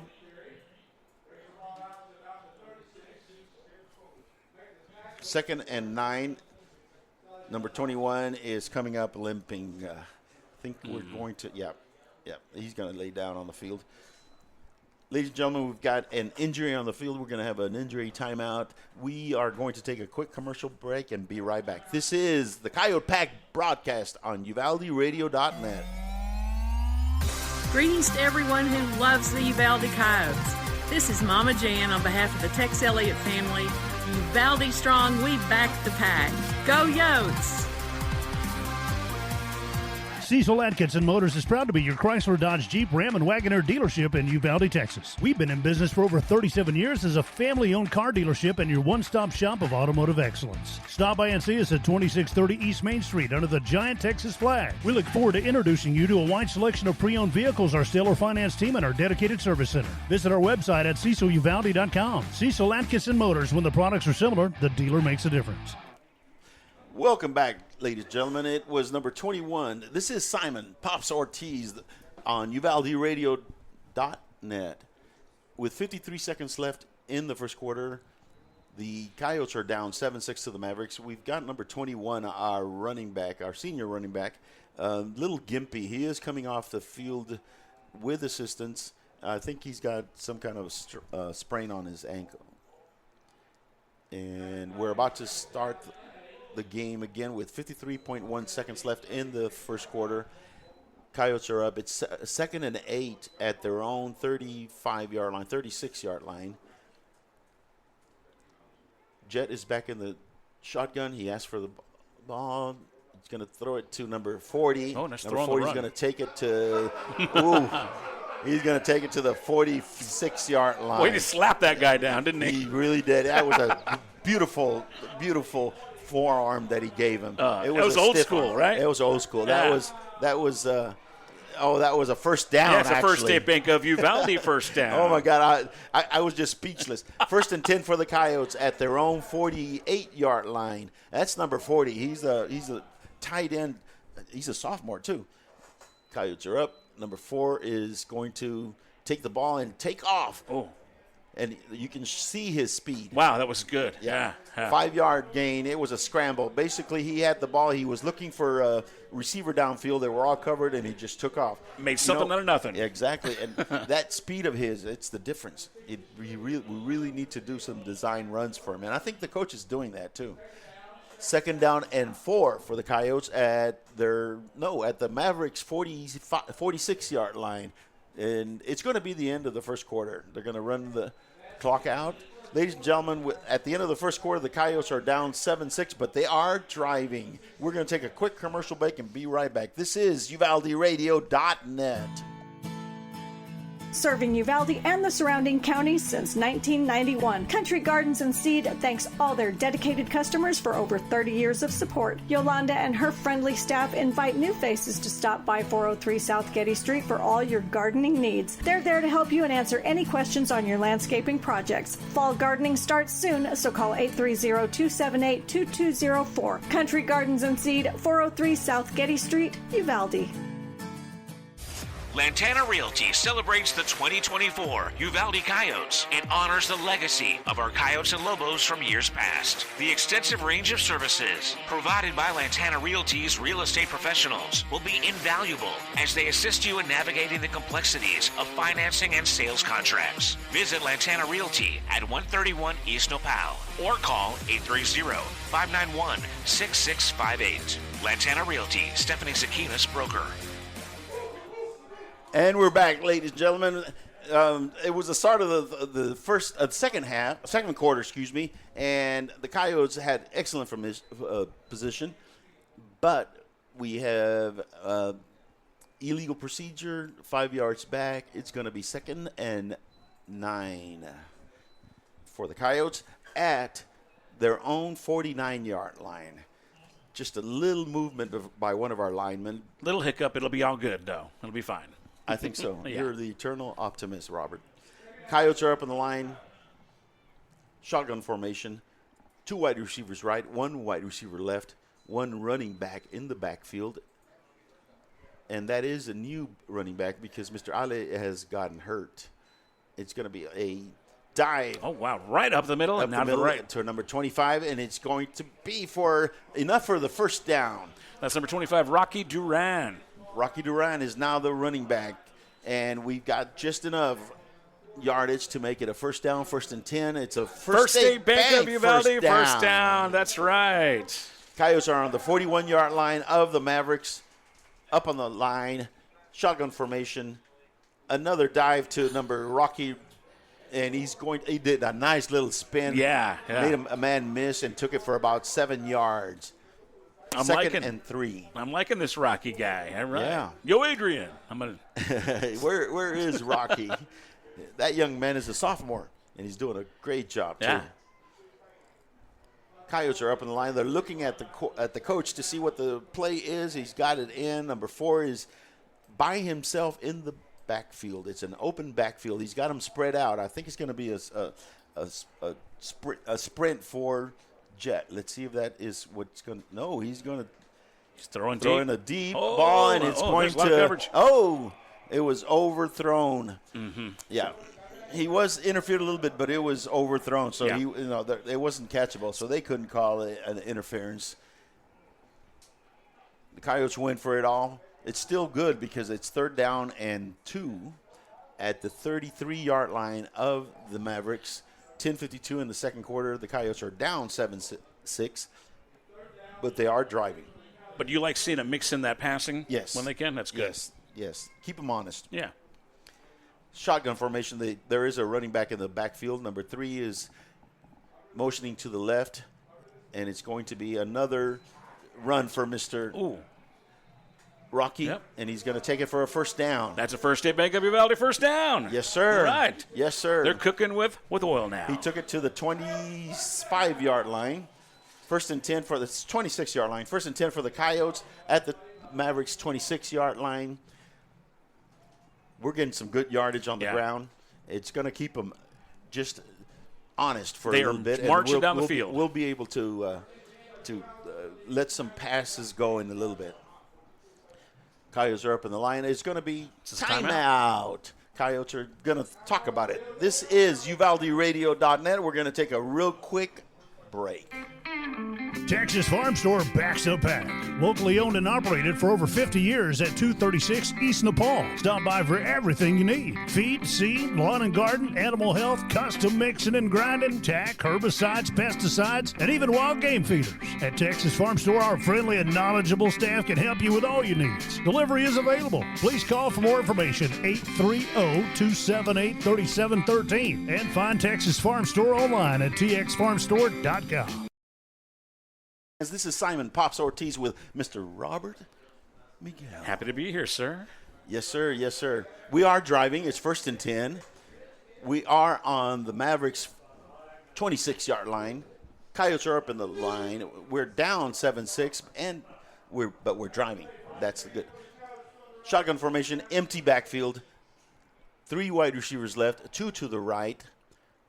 It's going to be very interesting. And he's going to take it up the middle, and he's going to take it. He could go all the way on that. Yep. Wow. To the 10-yard line. First and 10 for the Coyotes at the 10-yard line. What's that? That's a First State Bank of Uvalde first down. That's right. Oh, we're seeing that a lot. I like that. Yeah. Yeah. They're getting their money's worth. That's right. They sure are. First and 10 for the Coyotes at the 10-yard line. It's going to be first and goal. We spread them out, and then it was a design run for the quarterback down the middle. And that is always going to, with his speed, no doubt. Now we're in the Maverick formation with number 25, and he's going to take it up the middle to the 1-yard line. Mm-hmm. He tripped. Yeah, he stumbled there. Yeah, but still. Yeah, it was a good run. Well, they call him down at the 3. Even though nobody touched him in high school football, wherever your knee touches, that's where the ball is down. Second down and 3. And the Mavericks are going to call a timeout and talk it over, see how they can stop us. We're going to take a quick commercial break. Mr. Robert, this is UvaldeRadio.net. Does your health have you on the sidelines? With over 20 specialty services, Uvalde Memorial Hospital has the winner's playbook of healing. Whether it's orthopedics, oncology, pain management, podiatry, radiology, or rehabilitation, Team UMH can offer you the quality, comprehensive health care you need to get back in the game of life. Call us today to learn more at 830-278-6251. Go Coyotes! And we're back, ladies and gentlemen, and the World Wide Web. This is UvaldeRadio.net, and this is the Coyote Pack broadcast, bringing you the Coyotes. Coyotes are down 7-6, but they're driving. They're on the 3-yard line of the Mavericks. 10-8-10 left in the first half. Coyotes are in, and they're going to take it for a touchdown. Touchdown, Coyotes. Oh, my God. Number 2, Jared Martinez got the ball and took it down. I mean, he just stuffed it in there. We're going to go for 2, Robert, so that we can get that 7-point differential. That's right. Right now it's 12-7, but the Coyotes are up on the line for a 2-point conversion. Number 2, by the way, used to be our backup running back last year, and he's a big boy too. Mm-hmm. He's now a defensive end on defense. Coyotes are up in the line. It is, again, and he's going to take it in for a 2-point conversion. Yes, sir. It is now the Coyotes 14 and the Mavericks 7. Ladies and gentlemen, the Coyotes they're just steaming. They're just going. We're going to take another commercial break and be right back. This is UvaldeRadio.net. Star Realty and Ranch salutes our Uvalde High School varsity Coyotes, as well as all our UHS student athletes. Your hard work, dedication, and spirit make you all stars of the game. Star Realty and Ranch are your premier real estate experts, here to provide you with all the resources and information you need to buy or sell real estate. Call to find out more at 830-261-1970 or visit uvalderealty.com. Welcome back, Coyote fans. The Coyotes are getting ready to kick off to the Mavericks. They just scored a touchdown and a 2-point conversion. Gotta say, what a drive, man. It What was a drive. a beautiful drive. Yeah. Nope, just one little hiccup. Yeah. It was a legal procedure, got us back 5 yards, but we were able to make it up. And the Coyotes are up 14-7 with 10 minutes and 13 seconds left in the second quarter. I think, Robert, that if we just don't make those little mental errors especially on defense, they won't be able to really march it down the field. Well, and I think another silver lining is when you had that little hiccup, they still kept going. They still recovered and kept going strong on that drive. So that's good. Mr. DeVere is out in the middle of the field, placing the ball on his tee. He is walking back now to measure his steps. They have three players ready to receive the ball at the 5-yard line, and the ball is up in the air, and he's going to kneel it down for a touchback. And, that's what happens when you have the wind behind your back. Yeah. It was a beautiful kick. It went all the way. It was a pro type of kick. So they're going to start on the 20-yard line. The Mavericks are. Excuse me. Oh, there's laundry. Yeah, there's a flag there. That was definitely a late flag. And that usually is on the receiving team. If it's on that end of the field, it's usually on the receiving team. That means they're probably going to move back. The refs are huddling up, trying to decide where they're going to go have their tacos after the game. No, actually, here comes the call. We're going to let you listeners out there listen to the call from the ref.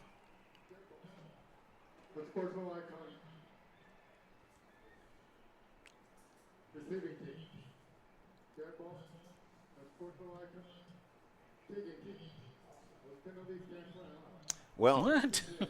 Yeah, it was unsportsmanlike conduct on both sides, so they offset. They're going to start at the 25-yard line. 1st and 10 for the Mavericks on the 25. I guess a couple of guys got into a little tussle there at the little end post-play of the play. tissy. Exactly. Mavericks are up in the line, shotgun formation. Wide receiver to the left and to the right, and it's a dive play to number 33, and he's going to go for about 6 yards. 2nd and 4 for the Mavericks at their own 31-yard line. 10 minutes left in the second quarter. 14-7, the Coyotes are up on the Mavericks. Critical, make sure that we stop them here. Yeah. 2nd and 4. And they just gave a warning to our bench. They're saying that we're too close to the sideline, asking our personnel and our players to move back. 2nd and 4 for the Mavericks at their own 31-yard line. It's going to be a dive to the number 33, and it's not much. 0. Yeah. Actually, they're going to give him 1 yard. 3rd and 3. 3rd and 3 at their 32-yard line. 9:12 left in the first half. 14-7, the Coyotes are up on the Mavericks. They're shuttling players in. The Coyotes are already up on the line. Our defense is playing very well. It's going to shotgun formation. 2 wide receivers left, 1 right. Asking for 1 receiver to go to the right. He just barely. It was a dive to the running back, and he got to the 36-yard line. He got the half yard that he needed. So it's 1st and 10 for the Mavericks with 8:39 left in the half. 14-7, the Coyotes are up. Coyotes are playing very well. They're not giving up just that one play. Yeah. 1st and 10 for the Mavericks at their own 36. They're up in the line. Shotgun formation, 2 wide receivers right, 1 left, 1 slot back to the right, 1 running back. The quarterback is coming back to throw. And he's trying to. No. It was a sprint out to the left. He's a right-hander, so it's very hard to throw when you're sprinting out to the left. Mm-hmm. And he ran out of real estate, and he had to throw it out of bounds. 2nd and 10 for the Mavericks at their own 36. That was very well defensed by the Coyotes because the man that they were looking for was covered. It was very, very similar to the play where they had that Yes. long touchdown. Where we dropped the ball. Yeah. But they covered him this time, yeah. Exactly. 2nd and 10 from their own 36-yard line. Mavericks have the ball at their own end of the field. 8:10 left in the second quarter, 14-7. And with 3 seconds left in the play clock, they ask for a timeout so that they don't get a penalty. We are going to take ourselves a timeout. This is UvaldeRadio.net. There's power in the simplest of actions. Like one neighbor helping another. Where everybody looks out for everybody else. Community is everything at Medina Electric Cooperative, and we're grateful for your trust. To provide the energy you need, giving you the power to power on. Medina Electric Cooperative is a Touchstone Energy Cooperative, your source for power and information. Coyote fans, we are back, especially with Mr. Robert Miguel. Especially. He's right here. Yes, sir. 2nd and 10 for the Mavericks. It's 8:10 left in the half. The Coyotes are up 14-7. The Mavericks are on their own 36-yard line. They're going to come out with 2 wide receivers to the right, 1 to the left. They're going from the south end towards the north end. Shotgun formation. They have a running back next to the quarterback on his right. He's asking for the ball. They are Now, that's going to be very close, Robert, because our man moved into the neutral zone and number 70 moved. Let's see what they're going to call. They're looking at the side ref. It's going to be very interesting because it looked like our man was trying to come back. They're both pointed at each other, so. Yep.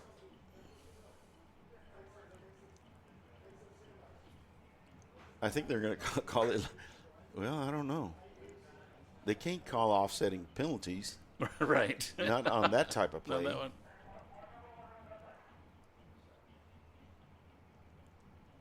Here comes the call from the ref. That ref is not coming out as strong as last week's ref.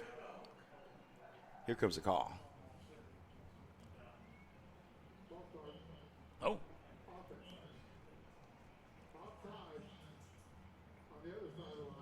What? You just said I couldn't do that. It's offsetting penalties. Okay. If that's what they want to call, that's fine. That's funny. Second and 10. Let's call it a little home cooking. False start and offsides. 2nd and 10 at the 36-yard line of the Mavericks. They have the ball. Shotgun formation. He's going to sprint to the right and throw it to – he dropped the ball. Nope. What do you think? Nope. It was not a fumble. It was a incomplete pass. All right. It's going to be – That's going to be third long. That was an incomplete pass. He didn't have possession of the ball and take 2 steps. 3rd down and 10 for the Mavericks. I'll say this much. I'm very impressed with that young man. He throws a good ball, that Maverick quarterback. 3rd and 10 for the Mavericks at their own 36-yard line. 8 minutes, 4 seconds left in the first half. 14-7, Coyotes are up. Triplets to the right, 1 to the left. Quarterback is asking for the ball. He's going to sprint to the right again. Number 44 is chasing him, and he makes it to the 39-yard line. It's 4th and 6 yards to go. So and here comes the punting. They're going to punt? Yep, yes, sir. It was a poorly designed play because they needed to go 10 yards, and they only threw it 4 yards. And there was no way he was going to be able to make a first down. Yeah. So the Coyotes are back. Number 11 and number 12 Diego Granados and Jesus Padilla are back to receive the punt. The punter is in formation. He's asking for the ball. Let's see what kind of punt he can get. Nice snap. Oh, And a flag in the play. There's a flag, and there's that directional punt going to come down at the 28-yard line. Now, if it's offsides on the Coyotes, that's okay because it's only going to be a 5-yard, and they needed 6 yards to make a first down. But let's see what they call.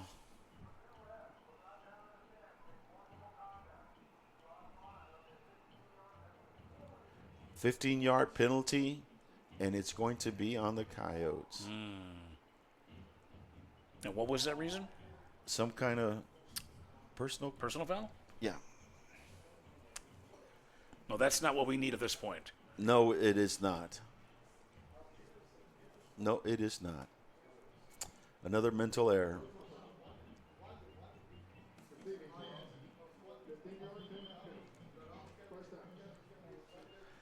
Yes, sir. That's not what we needed. We just gave him a second chance. Yeah. 15-yard penalty on the Coyotes. Ball is going to be placed at the Coyote 45-yard line. It's 1st and 10 for the Mavericks at the Coyote 45-yard line. 7:10 left in the second quarter. Coyotes are up 14-7, but another mental mistake. Here we go.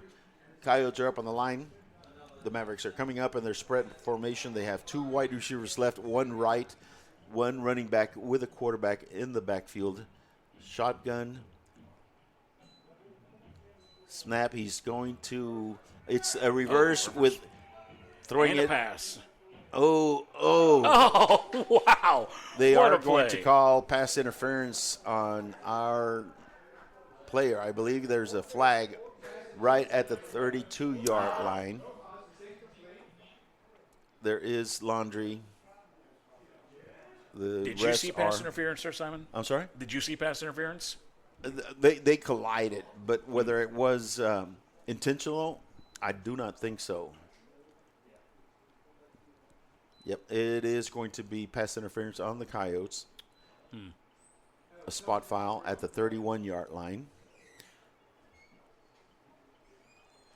And they're moving the ball to the Coyote 31-yard line. 1st and 10 for the Mavericks at the Coyote 31-yard line. Another these mistake. are not breaks that we need to be giving penalty. away. Yeah.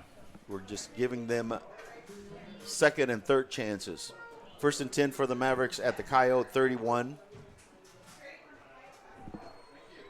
There is 7 minutes and 2 seconds left in the first half, the second quarter. 14-7, the Coyotes are up. The Mavericks are breaking their huddle, going up to the line. Quarterback is in shotgun formation. He's got triplets to the left, and one running back next to him, a wide receiver to the right. He's going to they're after him. Scramble, and he does not get 0 yards. It was a sprint to the left. He's a right-handed passer. They tried to go over the top, but he was well covered, and the quarterback had to scramble and try to make something of it, and he got 0 yards. 2nd and 10, 6:44 left in the quarter. 14-7, the Coyotes are up. I tell you, without the penalties, these Mavericks wouldn't be moving the ball. No. 2nd and 10, 3 wide receivers left, 1 wide receiver right, quarterback in the shotgun, running back number 33 to the right of him. And it's a printout. He ran hard. He really ran tough hard. Run. Yeah. It almost looked like they were going to get him get us on a face mask, but they were not. They did not. 3rd and 2, or 3rd and 3. 3rd and 3 at the Coyote 24-yard line. 3rd and 3, 24-yard line. 5:55 left in the half. 14-7. The Coyotes are up. Mavericks are on the line. 3rd down and 3. Shotgun formation. Triplets left. 1 to the right, and it's another sprint out for the number 7. He's going to make the corner and get the first down at the 18-yard line. 1st and 10 for the Mavericks at the Coyote 18-yard line. 5:37 left in the half. It is the 19, not the 18. 1st and 10 for the Mavericks at the 19. Coyotes are going to have to buckle down here and stop them. 14-7, 5:37 left in the half. Coyotes are up in the line. The Mavericks are in their huddle. Quarterback is coming in with the play, breaking the huddle. They send 2 wide receivers right. They send 1 wide receiver left. They're going to do a little dive right here to number 33, and there it is. He's going to go for about 7 yards, 6 yards. Wow. Yep. 2nd and 4 or 3. Let's see where they placed it. So we gave them a couple of big chunks of yardage on penalties, but now they're actually earning their yards. 2nd and 4 at the Coyote 14-yard line. Mavericks are up in the line. 2 wide receivers right, 1 left. Quarterback's asking for the ball.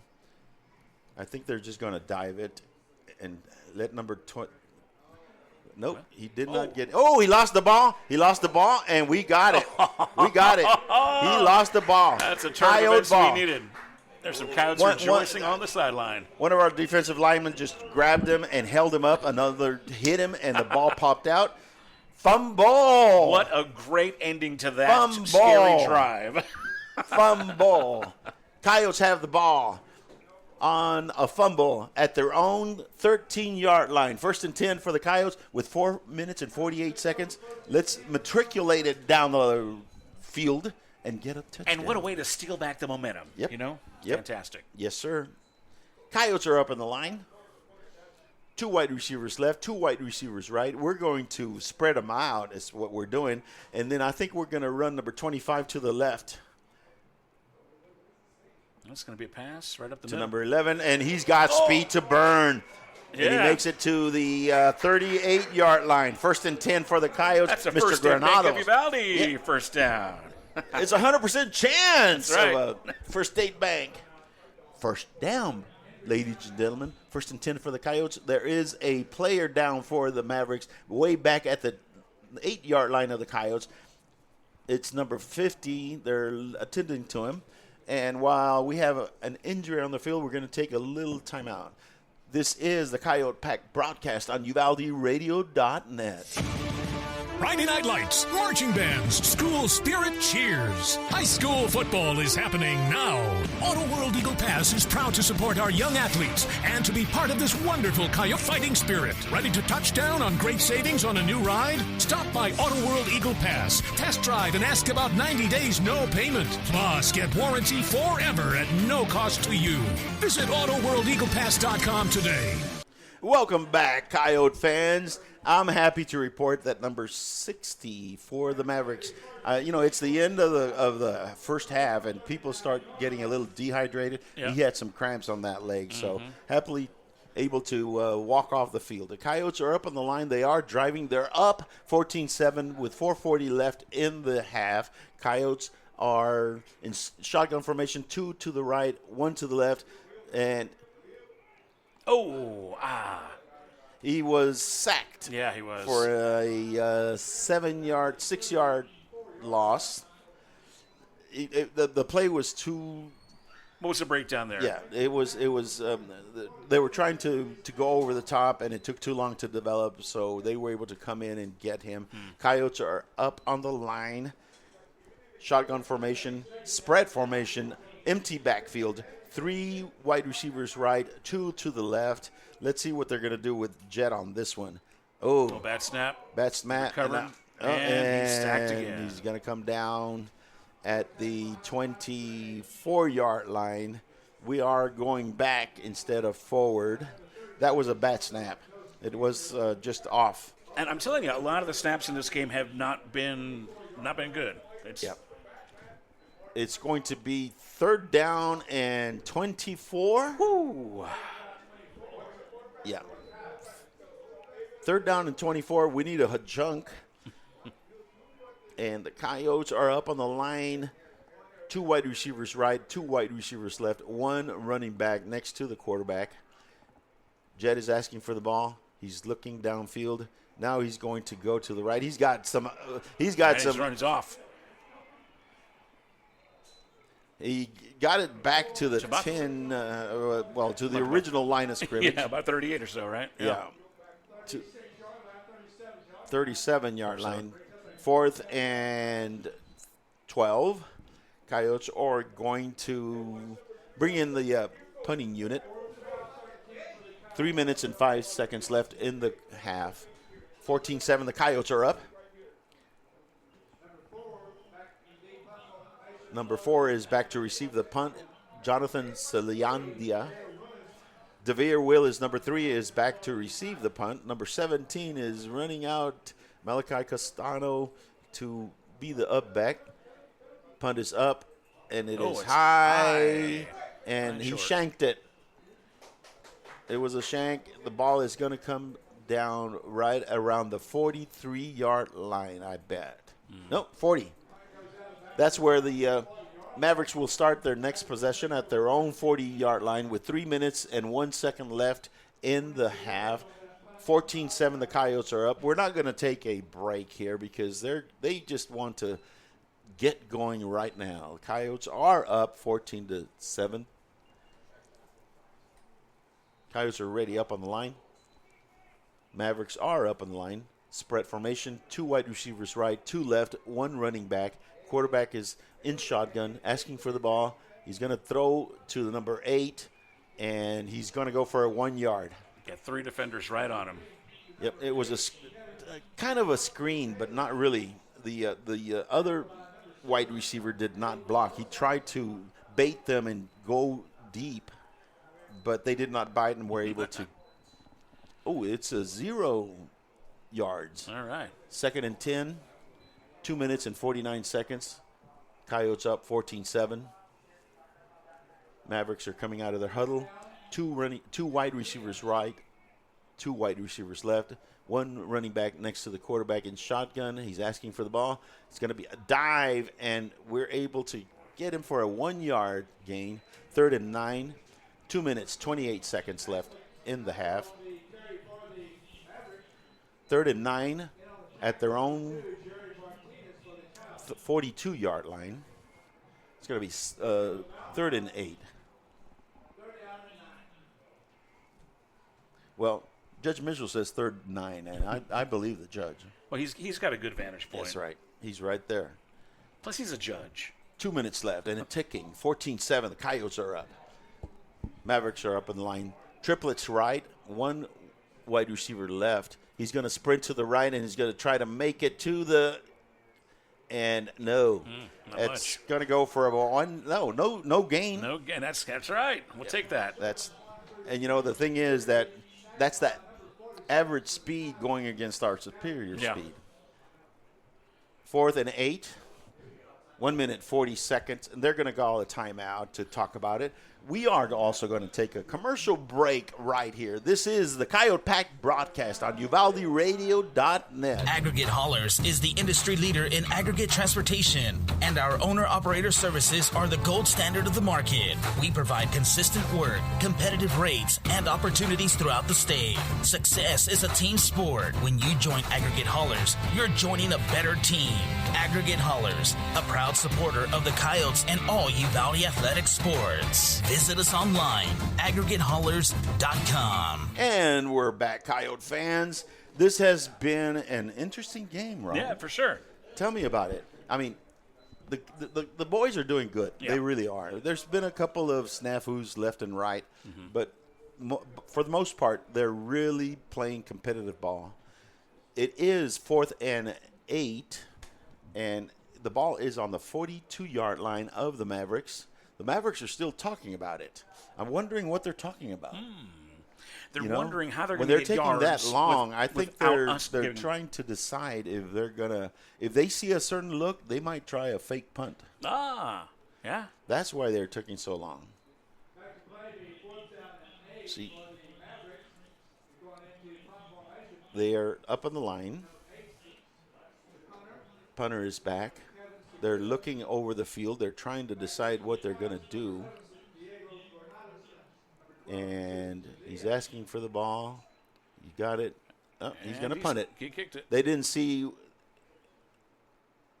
And we're going to take it to the 28-yard line. Very good. All right. Yeah, it was a directional kick again, and you notice it was a line drive, but those are very hard to handle when they hit the ground first. Mm-hmm. So the Coyotes are going to have the ball at their own 28-yard line with 1 minute, 31 seconds left in the half. They're up 14-7. They do have enough time to, if they get a couple of good big chunk plays, we might get a score. And that's what we want to hear. That's what we want to see. That's right. Number 25 is out there as the running back. As we reported in the first quarter, Mr. 21, Mr. Abraham Ale is on the sidelines injured. Bad ankle. And here comes DeVere to number 3. It was a sprint out to number 3. DeVere Willis takes it for 3 yards. It was a sprint out by Jet, and DeVere was in the flat. He was able to get 3 yards. 2 yards. It's going to be second down and 8. Second down and 8 at the Coyote 31-yard line. 1 minute, 28 seconds. 14-7. Coyotes are up. Ball is snapped. He's looking left. Throwing it to the big number 40. And he's going to take it to the 37-yard line. Yeah, boy, it takes a posse to bring that hoss down. He didn't get a lot of yards after the catch, but I love watching him work. Yeah. Number 40 has some weight on him. Yeah. And like I said, it takes a lot of people to bring him down. 3rd and 2 for the Coyotes. They're up on the line. 2 wide receivers left, 2 wide receiver right, and Jet is going to take it and. Oh, what a great good catch. Shot. What is that? There's a flag on the play. We're right next to the Maverick coaches, and they're yelling their heads outraged. off. They're outraged. 45-yard line. It's a 1st and 10, but there is some laundry, and it looks like it's going to come back for holding, I believe. Let's check and see what they're going to call.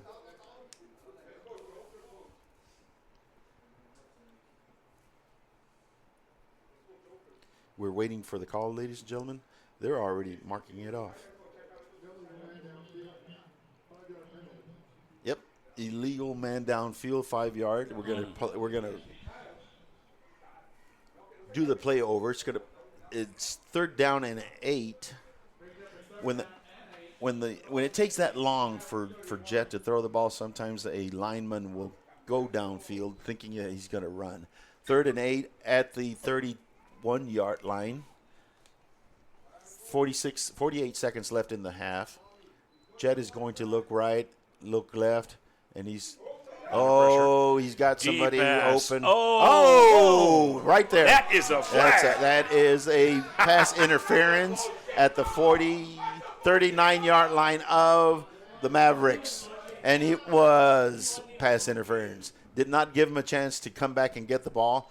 He did not look back to look for the ball. So when you don't look back for the ball, it is pass interference. It's going to be a spot foul. It should be a spot foul. But is there another flag?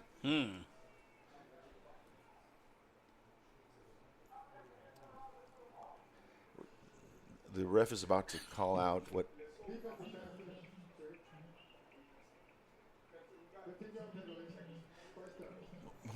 They called it a 15-yard penalty instead of a spot foul. So since it was not a spot foul, it was a first down. It's a first down, but what kind of first down? That's a First State Bank of Uvalde first down. And there goes Jet. 34 seconds left. Coyotes call a timeout. And there is another flag on the oak. And we have one Maverick out who is injured, number 65. Holding his knee. Yeah, let's see what happens to the young man. There is a flag on the field. We are going to take an injury timeout and come back and unravel this for you. This is UvaldeRadio.net. Hi there. I'm Linda Kale, broker at Riata Realty in Uvalde and the Oasis Canyon. If you're in the market for a home, business, or recreational property, we'll help you find it. For sellers, we're ready to broker any deal you bring us. Commercial, residential, ranch, and river properties are all in our wheelhouse. Friendly service and attention to detail are what we're known for, so give us a call today at 591-4430. Whether you're buying or selling or just thinking about it, remember Riata. Like so many great Texas institutions, it began as an idea, became a vision, and ended up being a legacy. The premier bank of Southwest Texas since 1907, First State Bank of Uvalde, provides banking solutions, services, and products with the highest quality customer service, delivered with Southern hospitality and Texas spirit. For all your banking, loan, mortgage needs, or just to grab a cup of coffee and talk about Friday night's Coyote victory amongst the ambience and artwork, we'll be looking down the road for you here at First State Bank of Uvalde. Member FDIC, equal housing lender. Welcome back, ladies and gentlemen. The Coyotes are at the 38-yard line of the Mavericks. There was a 15-yard penalty on the Mavericks, brought it to the 38. 34 seconds. It's going to be very interesting to see what we're – and it's a long pass, and it's going for number 11, and it's going to be caught at the 1-yard line. Yeah. 1-yard line. That was a catch. difficult pass to catch. It was over the shoulder, on the opposite shoulder. He was able to come back with it. The Coyotes are going to call a timeout with 25 seconds and 25.5 seconds. No, they're not. They're just going to go up to the line, and they're going to dive it in. I guarantee you number 25 is going to get the ball right here. Nope, they're going to clock it. With 22 seconds left, they clocked the ball. And they clocked the ball with 22.4 seconds left. When I say they clocked the ball, the quarterback got the snap, and he just threw it to the ground to stop the clock. The Mavericks are going to call a timeout to talk about it. So we are going to take a timeout ourselves and catch our breath. This is Simon Pops Ortiz on UvaldeRadio.net. Greetings to everyone who loves the Uvalde Coyotes. This is Mama Jan on behalf of the Tex Elliott family. Uvalde strong, we back the pack. Go Yotes! And we're back, ladies and gentlemen. It's a very interesting end of the first half. The Coyotes are threatening, 22.4 seconds left. They are on the 1-yard line. It's second and goal. And the Mavericks call a timeout because they were afraid we're going to line up in one of the Maverick. What irony? Maverick. The Maverick formation with the running back getting the direct snap, and that's what we're going to do. We're still going to do it. You see, we're right. Yep. And the snap is back. Number 25 is taking it, and he's going to take it in for a touchdown. Touchdown, Coyotes! Nice. What a drive. Yes, sir. It was Fantastic. a beautiful drive. 20-7 at this point. We're going to try an extra point because the wind is in our back, so that should help. DeVere is placing his tee at the 10-yard line. Jet Flores will be the holder. Number 67, I believe, is the snapper. Oh. Too many men on the field. Yes. On the Coyotes. We're going to go back 5 yards. And DeVere's going to have a little bit more room to kick the extra point. Good thing that wind's at his back. Too many men on the field. I think we had a little confusion as to who was on the extra point team. We do have the correct number of players out there now. The ball is being asked for by Jet, and there is that offsides? Offsides on them, but it is a good. good extra point. The Coyotes are up Take it. with 19 seconds left in the first half. 21-7. We're going to take a real quick break and be right back. Cecil Atkinson Motors is proud to be your Chrysler, Dodge, Jeep, Ram, and Wagoner dealership in Uvalde, Texas. We've been in business for over 37 years as a family-owned car dealership and your one-stop shop of automotive excellence. Stop by and see us at 2630 East Main Street under the giant Texas flag. We look forward to introducing you to a wide selection of pre-owned vehicles, our stellar finance team, and our dedicated service center. Visit our website at ceciluvalde.com. Cecil Atkinson Motors. When the products are similar, the dealer makes a difference. Welcome back, Coyote fans. We are almost at the end of the first half. The Coyotes have just scored. It's 21-7 against the Mavericks. 19 seconds left in the first half. The Coyotes are going to kick. And, Robert, I bet you it's going to be just a little squib, just to get the ball past the 10 yards so that they don't have a real big chance of running it all the way back.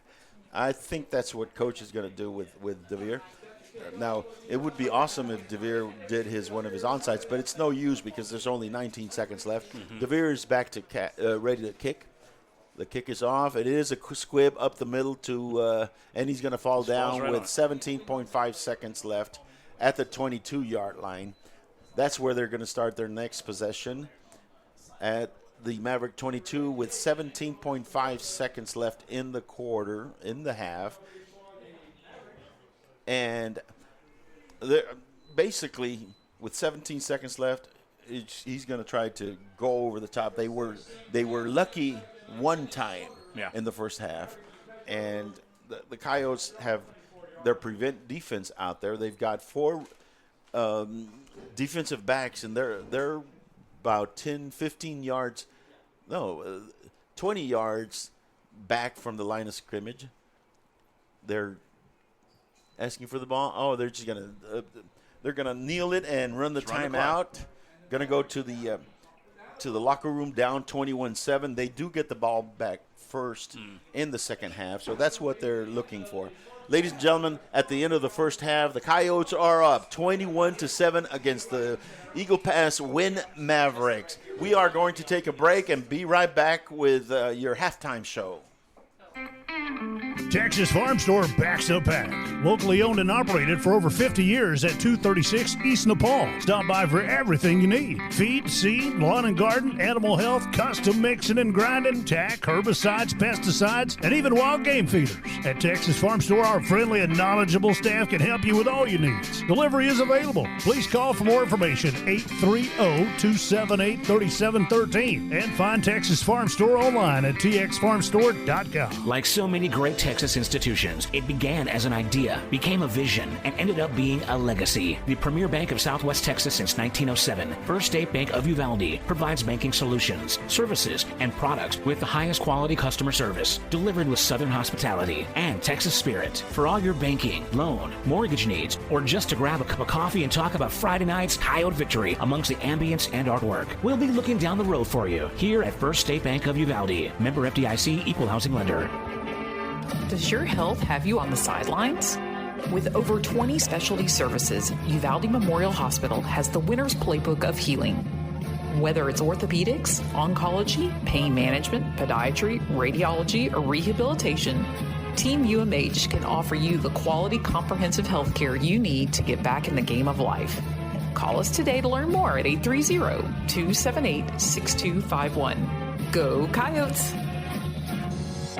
Star Realty and Ranch salutes our Uvalde High School varsity Coyotes, as well as all our UHS student athletes. Your hard work, dedication, and spirit make you all stars of the game. Star Realty and Ranch are your premier real estate experts, here to provide you with all the resources and information you need to buy or sell real estate. Call to find out more at 830-261-1970 or visit uvalderealty.com. There's power in the simplest of actions.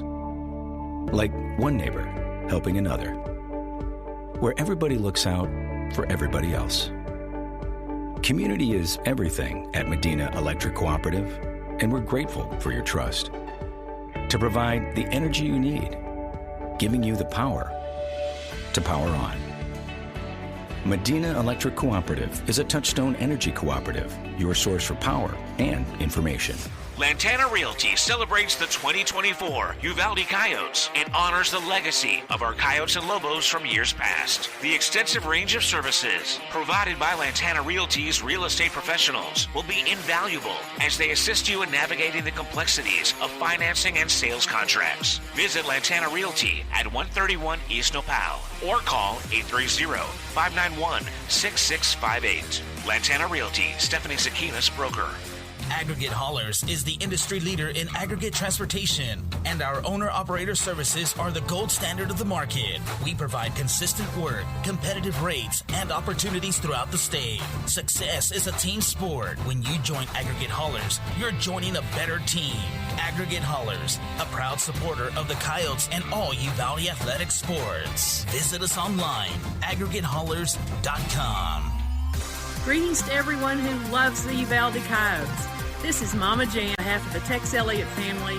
Uvalde strong, we back the pack. Go Yotes!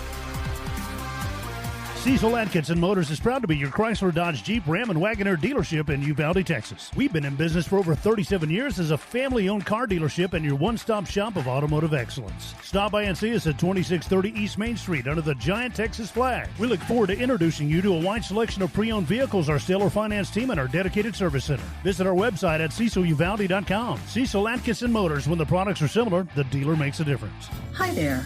I'm Linda Kale, broker at Riata Realty in Uvalde and Nueces Canyon. If you're in the market for a home, business, or recreational property, we'll help you find it. For sellers, we're ready to broker any deal you bring us. Commercial, residential, ranch, and river properties are all in our wheelhouse. Friendly service and attention to detail are what we're known for, so give us a call today at 591-4430. Whether you're buying or selling or just thinking about it, remember Riata. Serving Uvalde and the surrounding counties since 1991. Country Gardens and Seed thanks all their dedicated customers for over 30 years of support. Yolanda and her friendly staff invite new faces to stop by 403 South Getty Street for all your gardening needs. They're there to help you and answer any questions on your landscaping projects. Fall gardening starts soon, so call 830-278-2204. Country Gardens and Seed, 403 South Getty Street, Uvalde. Welcome to the Medina Electric Halftime Show. Medina Electric Cooperative, built by this community over 80 years ago to deliver safe, reliable, and affordable energy. Proud to be a part of this community and serve beyond the power lines. And now your host, Simon Pops Ortiz, on your home for Uvalde Coyotes football, UvaldeRadio.net. And welcome back, ladies and gentlemen.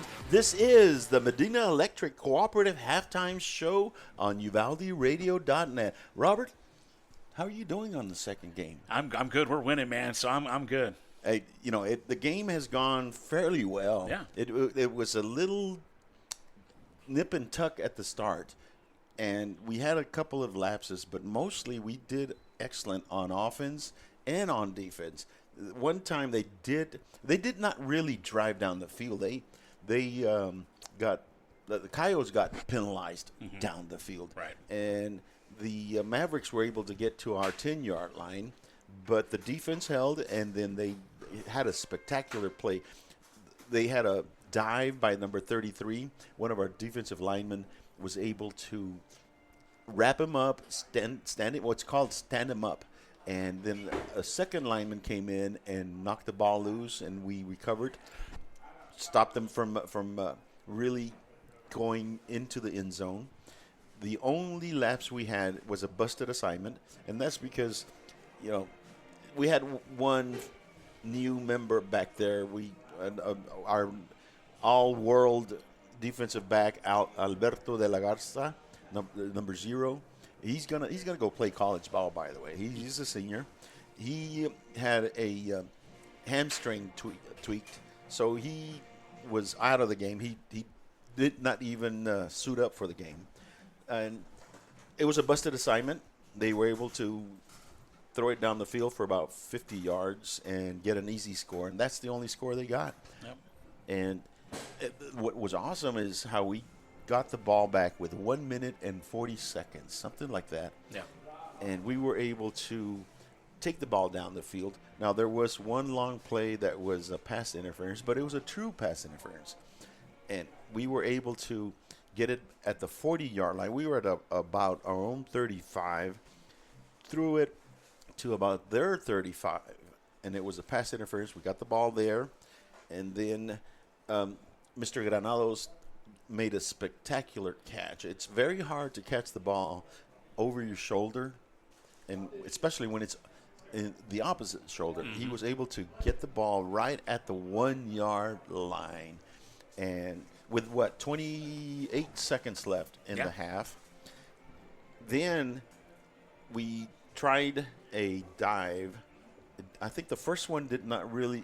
We made it to the 1-yard line, and then they called a timeout because they knew we were going to try to do that Maverick play or the the Wildcat play.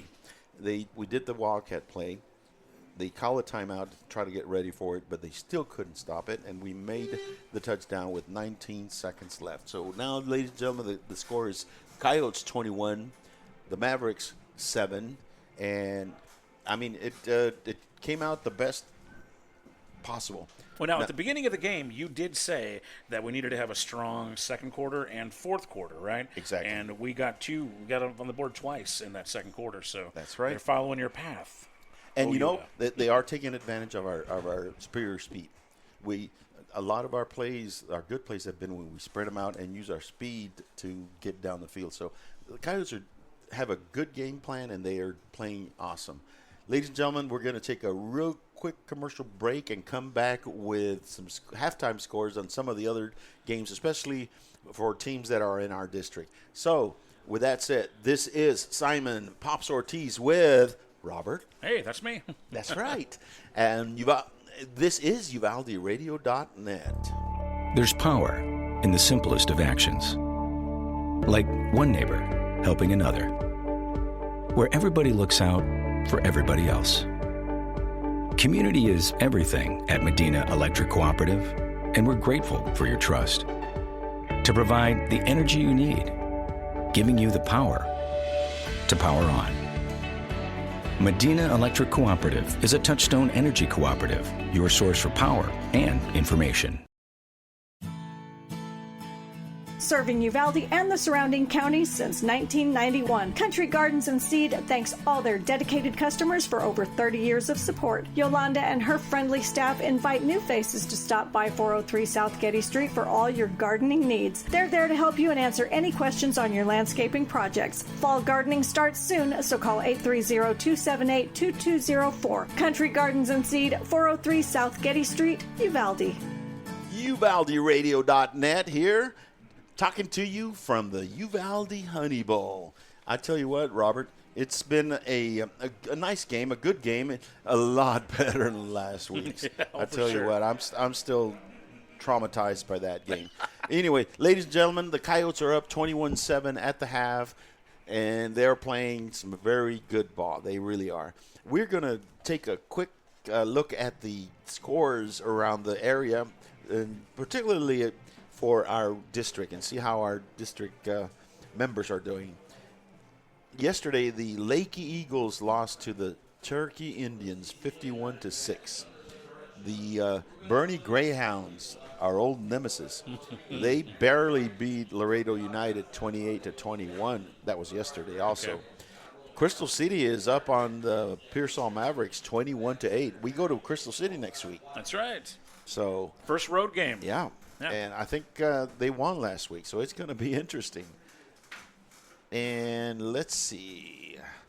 Oh, yes. Cotulla Cowboys are up on the Brackettville Tigers 27-6. The Hondo Owls, we go to them not next week, the week after. They're up on Carrizo Springs. Now, this is interesting. They're up 20-6 in the third quarter, 11:02 left in the third quarter. They're only up 20-6 against the Carrizo Wildcats. Lytle Pirates 20, Natalia Mustangs 7. Now here is Canyon Lake Hawks 56, Austin Crockett Cougars 0. Wow, at that's a halftime. blowout. Now they're in our district now. Last week they lost, and they lost pretty good to Wimberley. Now they're putting the whooping on Austin Crockett. Del Rio Rams 10, San Antonio Warren Warriors 7. Let's see. Pleasanton Eagles, another member of our new district. 14, San Antonio Jefferson Mustangs 7. Here's another one. Another old nemesis that is still in our district. It's Somerset Bulldogs with 2 minutes and 29 seconds in the second quarter, 16-0 over the San Antonio McCallum Cowboys. At halftime, the Karn City Badgers are up on the Poteet Aggies 7-0. And at halftime, Kerrville Tivy Antlers are up 21-17 on San Antonio Davenport Wolves. The San Antonio Davenport Wolves are in our district now, and they are supposed to be the team to beat in our district. Now, here is someone that is doing good this season. San Antonio Kennedy Rockets, 14. San Antonio YMLA Lions, 14. Third quarter, 12 minutes. They're about to start the third quarter. Kennedy is still in our district, and they're playing well this year. Harper Longhorns are up on the Sabinal Yellow Jackets. I think it's a down year for the Yellow Jackets. The start of the third quarter, they're up 37-7. Sabinal is down 37-7. Halftime, the Dilley Wolves are up on the Comfort Bobcats 27-17. Third quarter with 6 minutes and 9 seconds. Bernie Champion is up 21-14 on Medina Valley Panthers. Cuero Gobblers. Now, Cuero was the team to beat when I was playing way back then. Cuero Gobblers and the Lavernia Bears, 14-14, start of the third quarter. Fredericksburg Battling Billies are down to the Wimberley Texans, 14-6. Now, at the halftime, that means Fredericksburg is really good this year because Wimberley they went 3 deep last year, and they're supposed to be loaded this year. Oh, wow. So Battling Billies looks like they're improving from last year. Divine Warhorses 21, Georgetown Indians 10. Eagle Pass Eagles 23, San Antonio Taft Raiders 7. San Antonio Sam Houston Hurricanes 12, Floresville Tigers 0. And that, ladies and gentlemen, is the scores that we have for this. And, of course, our score here, the Uvalde Coyotes are up 21-7 on the Winn Mavericks. Ladies and gentlemen, we're going to take a real quick break. And when we come back, Robert? Yeah. Oh, first, we're trying to find out what the status is on Mr. Abraham Ale. He is our senior stud running back. He got hurt in the first half. It was an ankle. I've asked to get some information. Mr. Ryan Teague, who usually comes up here and gives us the injury report, the Memorial Hospital injury report, is out of town, so he was not able to make it to the game today. So we have put out some feelers with the coaches to see if we can get a status on him. And also, when we come back, we're going to talk about tomorrow. Yeah, we got something special going on tomorrow. Yeah. Something really interesting and new. Yes, it is. Very, very interesting, very new. If you like football, stay tuned for our little announcement after this commercial break. This is Simon Pops Ortiz and... Oh, Robert Miguel, that's me. That's you. Come on, color commentator. I missed my cue. Stay on the ball. Oh, and shout out to my Goyle, the soaring eagle from the Elm Grove Elementary Eagles. That's my granddaughter. Anyway, this is Simon Pops Ortiz. We will be right back. UvaldeRadio.net. Does your health have you on the sidelines? With over 20 specialty services, Uvalde Memorial Hospital has the winner's playbook of healing. Whether it's orthopedics, oncology, pain management, podiatry, radiology, or rehabilitation, Team UMH can offer you the quality, comprehensive health care you need to get back in the game of life. Call us today to learn more at 830-278-6251. Go Coyotes! Lantana Realty celebrates the 2024 Uvalde Coyotes and honors the legacy of our Coyotes and Lobos from years past. The extensive range of services provided by Lantana Realty's real estate professionals will be invaluable as they assist you in navigating the complexities of financing and sales contracts. Visit Lantana Realty at 131 East Nopal or call 830-591-6658. Lantana Realty, Stephanie Zakinas, broker. It's UvaldeRadio.net. We're live at the Honey Bowl. It is the Medina Electric Halftime Show. The Kyle Peck broadcast with Simon Pops Ortiz. Welcome back. Good job, Robert. Thank you very much. My God. I'm gonna give you the intros from now on. Nah. Okay, ladies and gentlemen, it is 21-7. The Coyotes are up. It's halftime. We've gotten about 11 minutes left in the halftime show, and then we're going to get back to the action. But we promised you to get a little update on our stud senior running back number 21, the one that wears that special number, Mr. Abraham Ale.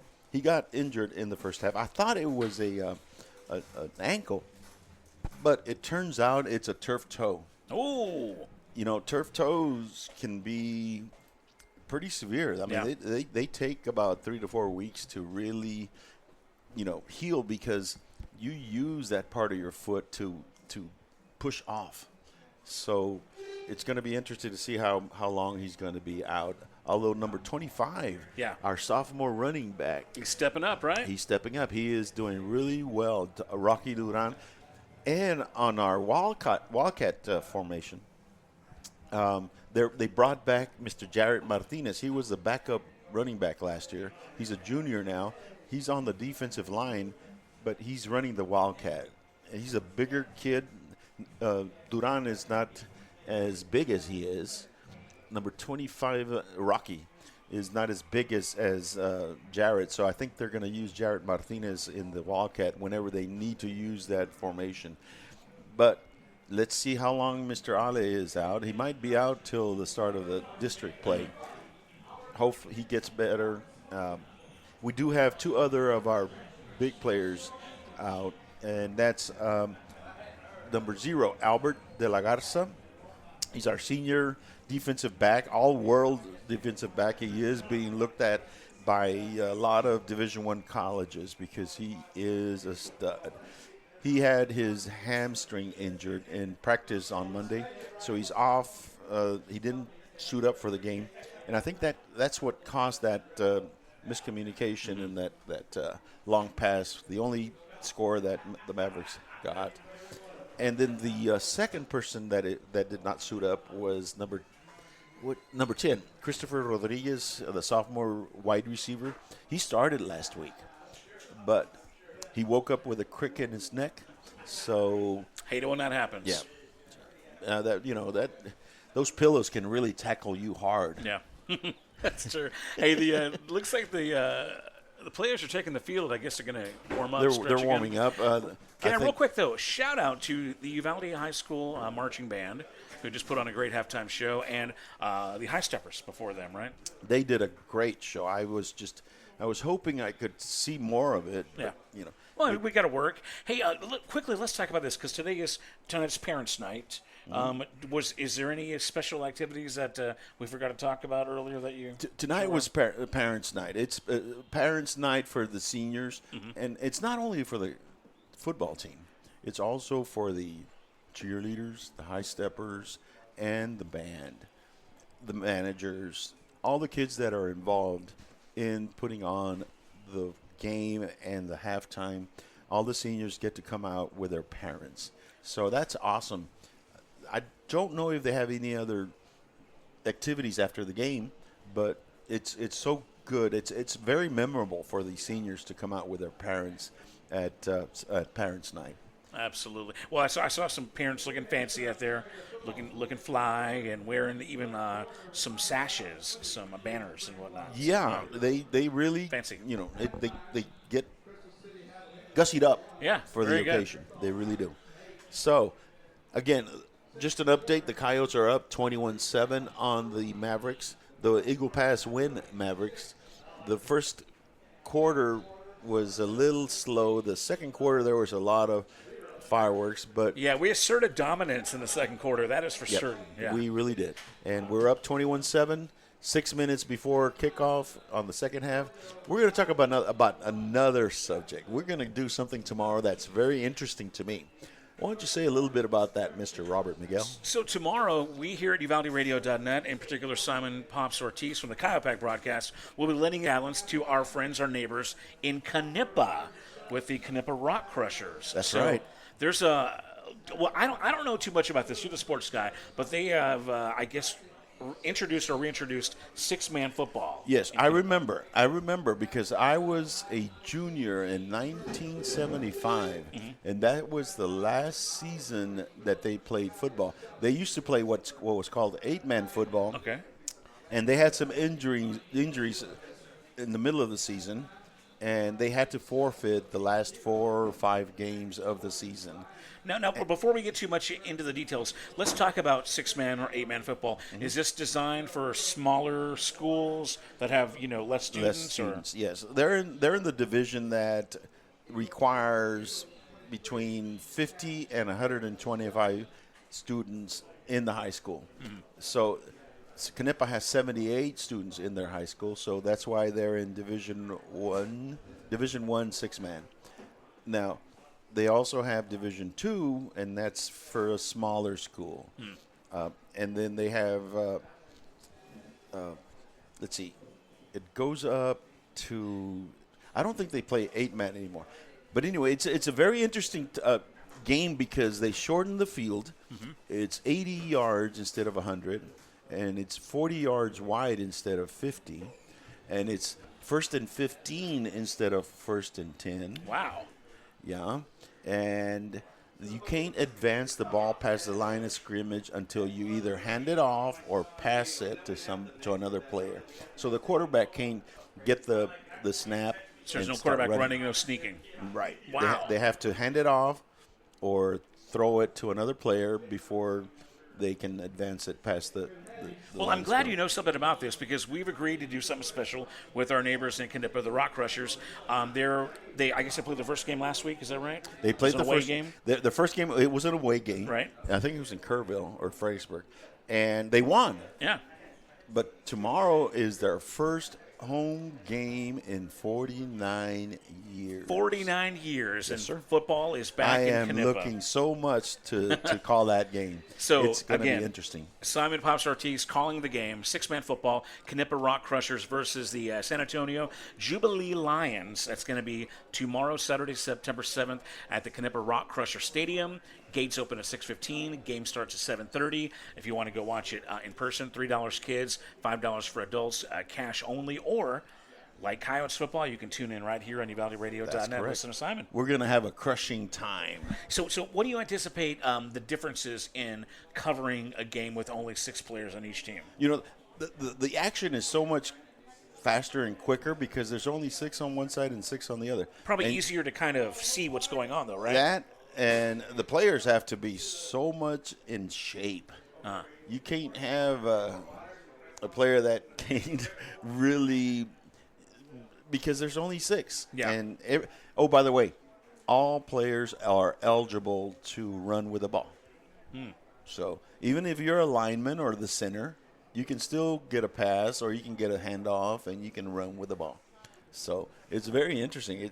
I'm looking forward to the strategy that the coaches use in this type of scenario. Well, they won last week. They're off to a good start, and we get to be guest broadcasters out there. So it'll actually be brought to you by our friends at Crystal Alejandro, Realtor at Encina Properties, and Aggregate Haulers. So kudos to Miss Alejandro because this is so historic for Canepa. It really is. It really is. Ladies and gentlemen, they're getting warmed up. It's 2 minutes and 29 seconds before kickoff. We are going to take a commercial break and be right back. This is Simon Pops Ortiz, UvaldeRadio.net. Star Realty and Ranch salutes our Uvalde High School varsity Coyotes, as well as all our UHS student athletes. Your hard work, dedication, and spirit make you all stars of the game. Star Realty and Ranch are your premier real estate experts, here to provide you with all the resources and information you need to buy or sell real estate. Call to find out more at 830-261-1970 or visit UvaldeRealty.com. There's power in the simplest of actions. Like one neighbor helping another. Where everybody looks out for everybody else. Community is everything at Medina Electric Cooperative, and we're grateful for your trust. To provide the energy you need, giving you the power to power on. Medina Electric Cooperative is a Touchstone Energy Cooperative, your source for power and information. Welcome back, football fans. The Coyotes are coming out on the field. They are rushing the field. We're going to have the kickoff in about 1 minute. They look good. They look strong. They look confident. They do. They do. UHS is ready. It is ready. It's going to be very important, Robert. It's 21-7. They get the ball back. They get the ball first in the second half. We need to be able to not give them any life. Mm-hmm. We need to be able to stop them in that first possession and really control the clock. This is the time that we start to just take it down the field, score. Right now we're up by 2 scores. If we're up by 3, that happens. When that happens, a team that has been losing quite a bit, like the Mavericks have, they kind of mail it home by then. They'll lose their energy, lose their drive for sure. Yeah. But I've heard that these kids, they keep competing. They were down 28-0 against Eagles at halftime last week, and they competed until, their coach has them ready. So let's see how our kids keep the pedal to the metal and just keep driving. Coyotes are up. We're out in the huddle on the field. We are going to be kicking off. DeVere is getting ready to place the tee down in the ball. They have 3 players back to receive. Number 4, Jonathan Selayandia. And let's see. Number 3, Bobby Cabrera. And number 11, Jaime Rojas. DeVere is back. The ball is on the tee. He's approaching the ball, and kick is off. Nice kick. Yep. Nice kick to the 7-yard line. Running. He's not going to make it to the 20. It's the 18-yard line. 1st and 10 for the Mavericks at their own 18. Great coverage by the Coyotes. He got the ball at the 5-yard line. And that's, the wind is not kicking up. The flag is just dead on the pole. Yep. So there's no wind at this point. So that's why he was able to get it to the 5-yard line. 1st and 10 for the Mavericks at their own 19-yard line. Coyotes are up 21-7. Third quarter, 11:53 in the third quarter. They are in shotgun formation, 2 wide receivers right, 1 wide receiver left. They have a slot back. And there is a stoppage on the field. The ref is looking towards the sideline. The sideline of the Mavericks, and he's communicating something to the Mavericks. Oh, they're untangling the 10-yard chain. It was tangled, and it was a 1st and 9 instead of 1st and 10. Oh yeah. Yeah, so now they're getting it straight. Well, shout out to the chain gang. There you go. It's a dive, and he's going to take it that's a hard for run. A good 6 yards. 2nd and 4 at the 26. 2nd and 4 at the 26. They came out fighting. Yeah. The Mavericks are playing hard. 2nd and 6 at the ball to a 26-yard line. Spread formation. 2 wide receivers left, 1 right, 1 running back in the backfield. Quarterback's asking for the ball. Direct snap. It is going to be. Oh, and we get him for no gain. Yeah. It was a dive for number 33. Great tackle. Real good tackle. They got 6 yards the first time. They said, let's try it again. And they did. They got maybe a yard.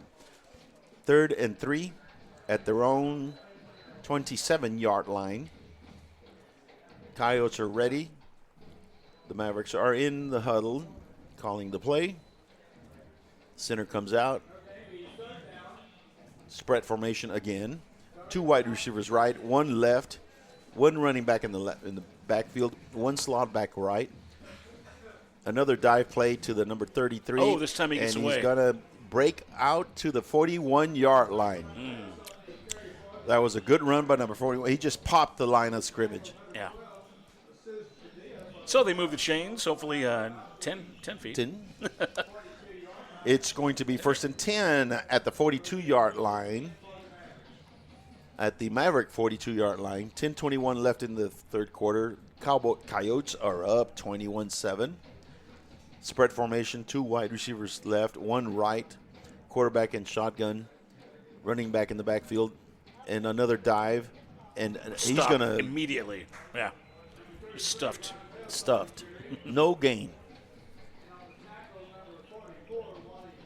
Number 34, Wally Flores was on the tackle. Number 33 is just running hard. He did gain 1 yard. 2nd and 9.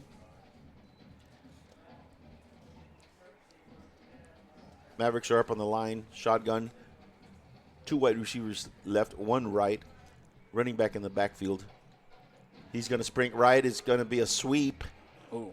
And he goes to the 47-yard line. Pushed hard out of bounds. Very hard out of bounds. The coaches from the Mavericks are over here going, hey, give us a penalty. No go. 3rd and 4 at their own 47-yard line, 47 and a half. 9:27 in the third quarter. Coyotes are up 21-7. Coyotes are ready on defense. The Mavericks are in their huddle. They're coming out.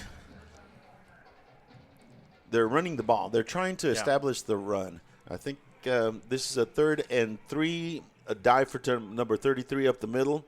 And there he goes. And number 44 came in and dropped him for a 4-yard loss. Yeah. Yes, sir. 4th and 7. And their punting unit is coming out. And that's number 44, Wally Flores, right? Number 44, Wally Flores came out and just stuffed the run. Sophomore, linebacker. Nice. I tell you, we got a whole bunch of young kids out there, and they're getting some good experience. Well. 4th and 6, the punter is back. We have number 12 and number 11, Mr. Granados and Mr. Jesus Padilla. Diego Granados is back. The punt is directional. It's going to the right. Going to hit out of bounds. There was no chance for Diego to field it. It went out at the Coyote 27-yard line. That's where we're going to start their first possession of the second half. This is Coyote Football on UvaldeRadio.net. Friday Night Lights, marching bands, school spirit cheers. High school football is happening now. Auto World Eagle Pass is proud to support our young athletes and to be part of this wonderful Coyote fighting spirit. Ready to touch down on great savings on a new ride? Stop by Auto World Eagle Pass, test drive, and ask about 90 days no payment. Plus, get warranty forever at no cost to you. Visit AutoWorldEaglePass.com today. Welcome back, Coyote fans. And Jed is just trying to get something, and he is. And he's going to get about 5 yards. And there is a crackback block that they're going to call. They're going to call it back. You cannot crack. I can't even talk. It is a crackback block. One of our linemen just demolished one of their defensive players. I think it's a 15-yard penalty. We don't need that. No, we don't. So the play is coming back. That was an awesome play by Jet. Yeah. He scrambled and was able to get 5 yards, but unfortunately that crackback was ill-advised. They're marking off the 15 yards. 1st and 25 at the Coyote 12-yard line. 8:33 left in the third quarter. 21-7, Coyotes up. They are up on the line. Spread offense, 1 running back in the backfield, 3 wide receivers right, 1 wide receiver left. The ref is getting back in position, calling for a play to start. Jed is asking for the shotgun snap, and he's going to run up the middle. Up the middle. And he's got about 12 yards. It was a delay. It was a design play. It was a quarterback delayed draw, and he was able to get to about 12 yards. So it's going to be second and 13. It is second and 13 at their own 24-yard line. Well, let's do that again. They got half the yards they needed. They're spreading them out again. 3 wide receivers right, 1 left, quarterback with a running back, and it's a pitch out. They're going to stop him from no gain. Oh, somebody got hurt. One of our players is down. Yes, it's going to. I can't see the name. He's writhing around, rolling around. He's okay. Is that right? Ladies and gentlemen, we're going to take a quick timeout here, an injury timeout. We will get back with you shortly. This is the Coyote Pack broadcast on UvaldeRadio.net. Texas Farm Store backs up pack. Locally owned and operated for over 50 years at 236 East Nepal. Stop by for everything you need. Feed, seed, lawn and garden, animal health, custom mixing and grinding, tack, herbicides, pesticides, and even wild game feeders. At Texas Farm Store, our friendly and knowledgeable staff can help you with all your needs. Delivery is available. Please call for more information, 830-278-3713. And find Texas Farm Store online at txfarmstore.com. Aggregate Haulers is the industry leader in aggregate transportation, and our owner-operator services are the gold standard of the market. We provide consistent work, competitive rates, and opportunities throughout the state. Success is a team sport. When you join Aggregate Haulers, you're joining a better team. Aggregate Haulers, a proud supporter of the Coyotes and all Uvalde athletic sports. Visit us online, aggregatehaulers.com. And we're back, ladies and gentlemen. We've got number 75 who has been injured. He's got his left leg. He can't put any weight on it. It looks like it might be an ankle. They are helping him off of the field. Let's hope he's well.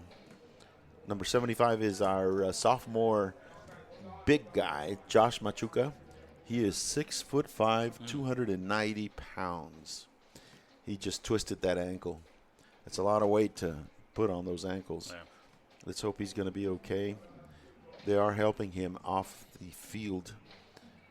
He can't put any weight on that leg. And he's almost off. Coyotes will have a 3rd and 13 at their own 24-yard line. 7 minutes, 40 seconds left in the third quarter. Coyotes are up 21-7. Number 71 is replacing him. And that's Nathan Dominguez, senior. Coyotes are up in the line. Spread formation. Triplets to the left. 1 wide receiver right. Jet has 1 running back in the backfield. He's going to... Ooh. Pass was broken up. It was a sprint out to the right. And there was a defender who was able to swat the ball down. 4th and 13 for the Coyotes at their own 24-yard line. They're going to punt it back to the Mavericks. 21-7. The Coyotes are up. 7:28 left in the third quarter. They are back in punt formation. There's one gentleman in the back to receive the kick. Number 4, Jonathan Salayandia is back to receive the kick. Willis DeVere is the punter. There is very little wind. The punt is up. It's a nice punt coming down. Nice bounce. And he's going to grab it at the... Lost the ball. Who got the ball? No, he got it. No, he had it. I thought he lost it. He was holding it real loosey-goosey, though. Yes, sir. Yeah. 35-yard line is where the Mavericks will start their next possession. 1st and 10 for the Mavericks. We're not going to take a timeout because they're already out there. They're very eager to start their next possession. 7:19 left in the third quarter. The Coyotes are up 21-7. It's turned into a very interesting game at this point. It's ebb and flow. Let's see if the Coyotes can bear down and concentrate, stop the Mavericks, and get the ball back. 1st and 10, spread formation.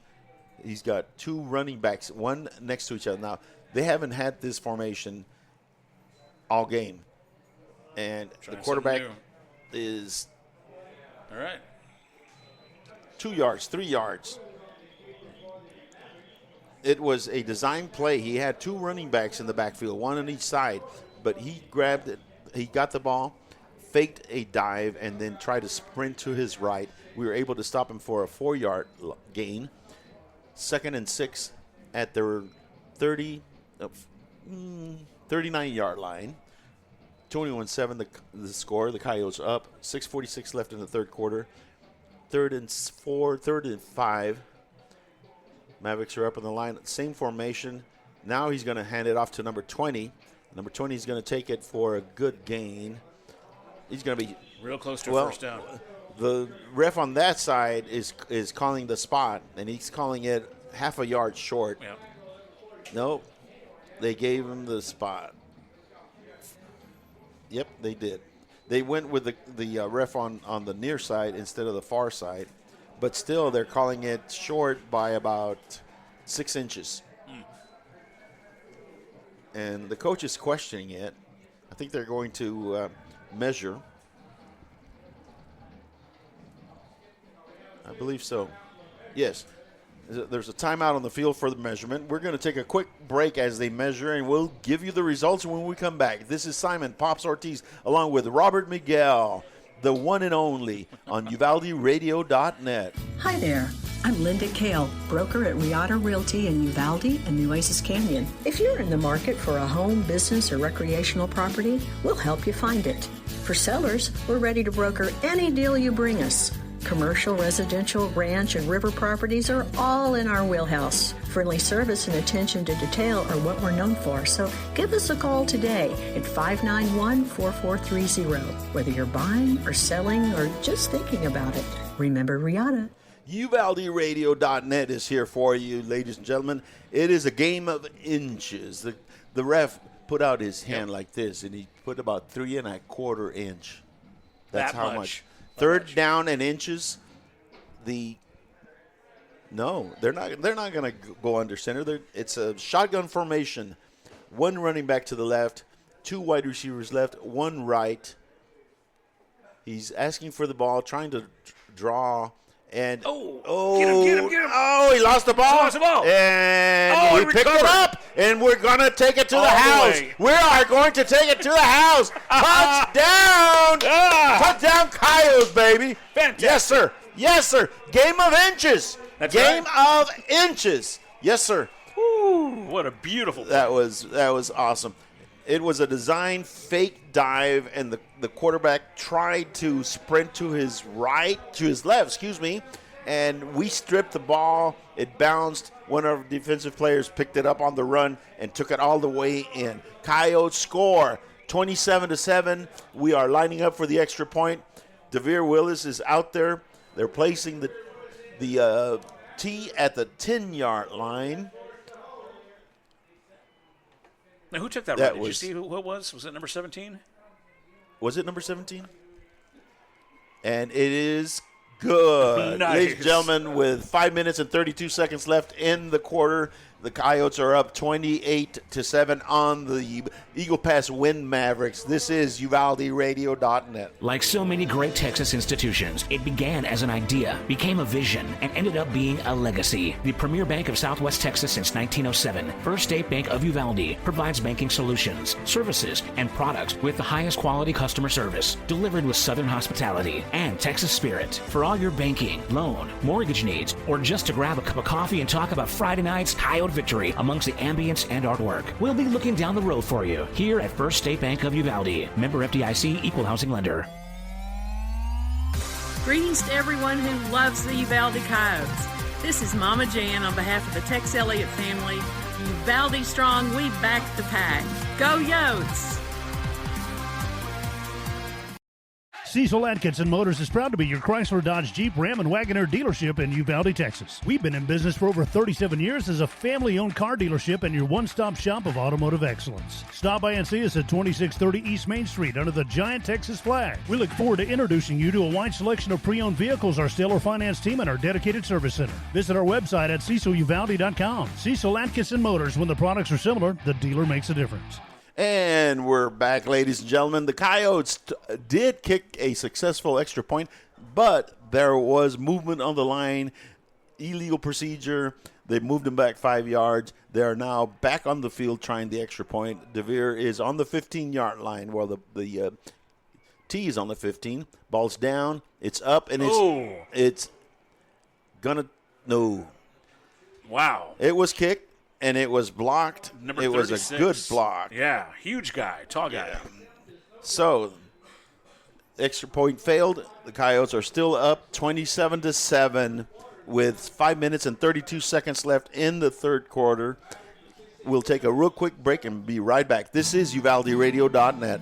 Serving Uvalde and the surrounding counties since 1991. Country Gardens and Seed thanks all their dedicated customers for over 30 years of support. Yolanda and her friendly staff invite new faces to stop by 403 South Getty Street for all your gardening needs. They're there to help you and answer any questions on your landscaping projects. Fall gardening starts soon, so call 830-278-2204. Country Gardens and Seed, 403 South Getty Street, Uvalde.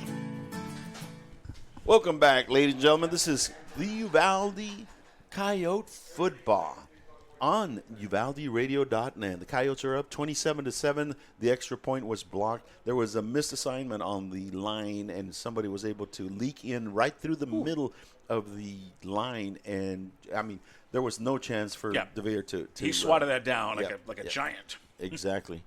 Coyotes are in kickoff formation. They have three players back to receive the kickoff. DeVere is ready. He is motioning to the refs, is approaching the ball. The kick is a line drive nice bounce, going down to the 10-yard line. The number 4 is taking the ball to the 30-yard line. It'll be first and 10. Yes, it is. First and 10 for the Mavericks at their own 30-yard line with 5 minutes and 24 seconds left.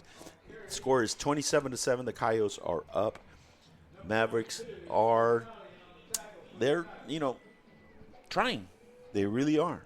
Now, you mentioned earlier that the Mavericks came out with a new play they hadn't done in the first half. Do you think that was a halftime decision where they're adjusting? I think they're trying to establish the run and give a little different look, so they're lining up 2 running backs, one on each side of the quarterback. They're not doing that this time. They have 3 wide receivers right, 1 left, 1 running back in the backfield. They are going to dive it, and he's going to get 3 yards. It's going to be number 66 made the tackle for the Coyotes. Number 66 is Adam Barbosa. There you go. Now, do you think them being down 20 points, it's smart for them to be trying to run so much?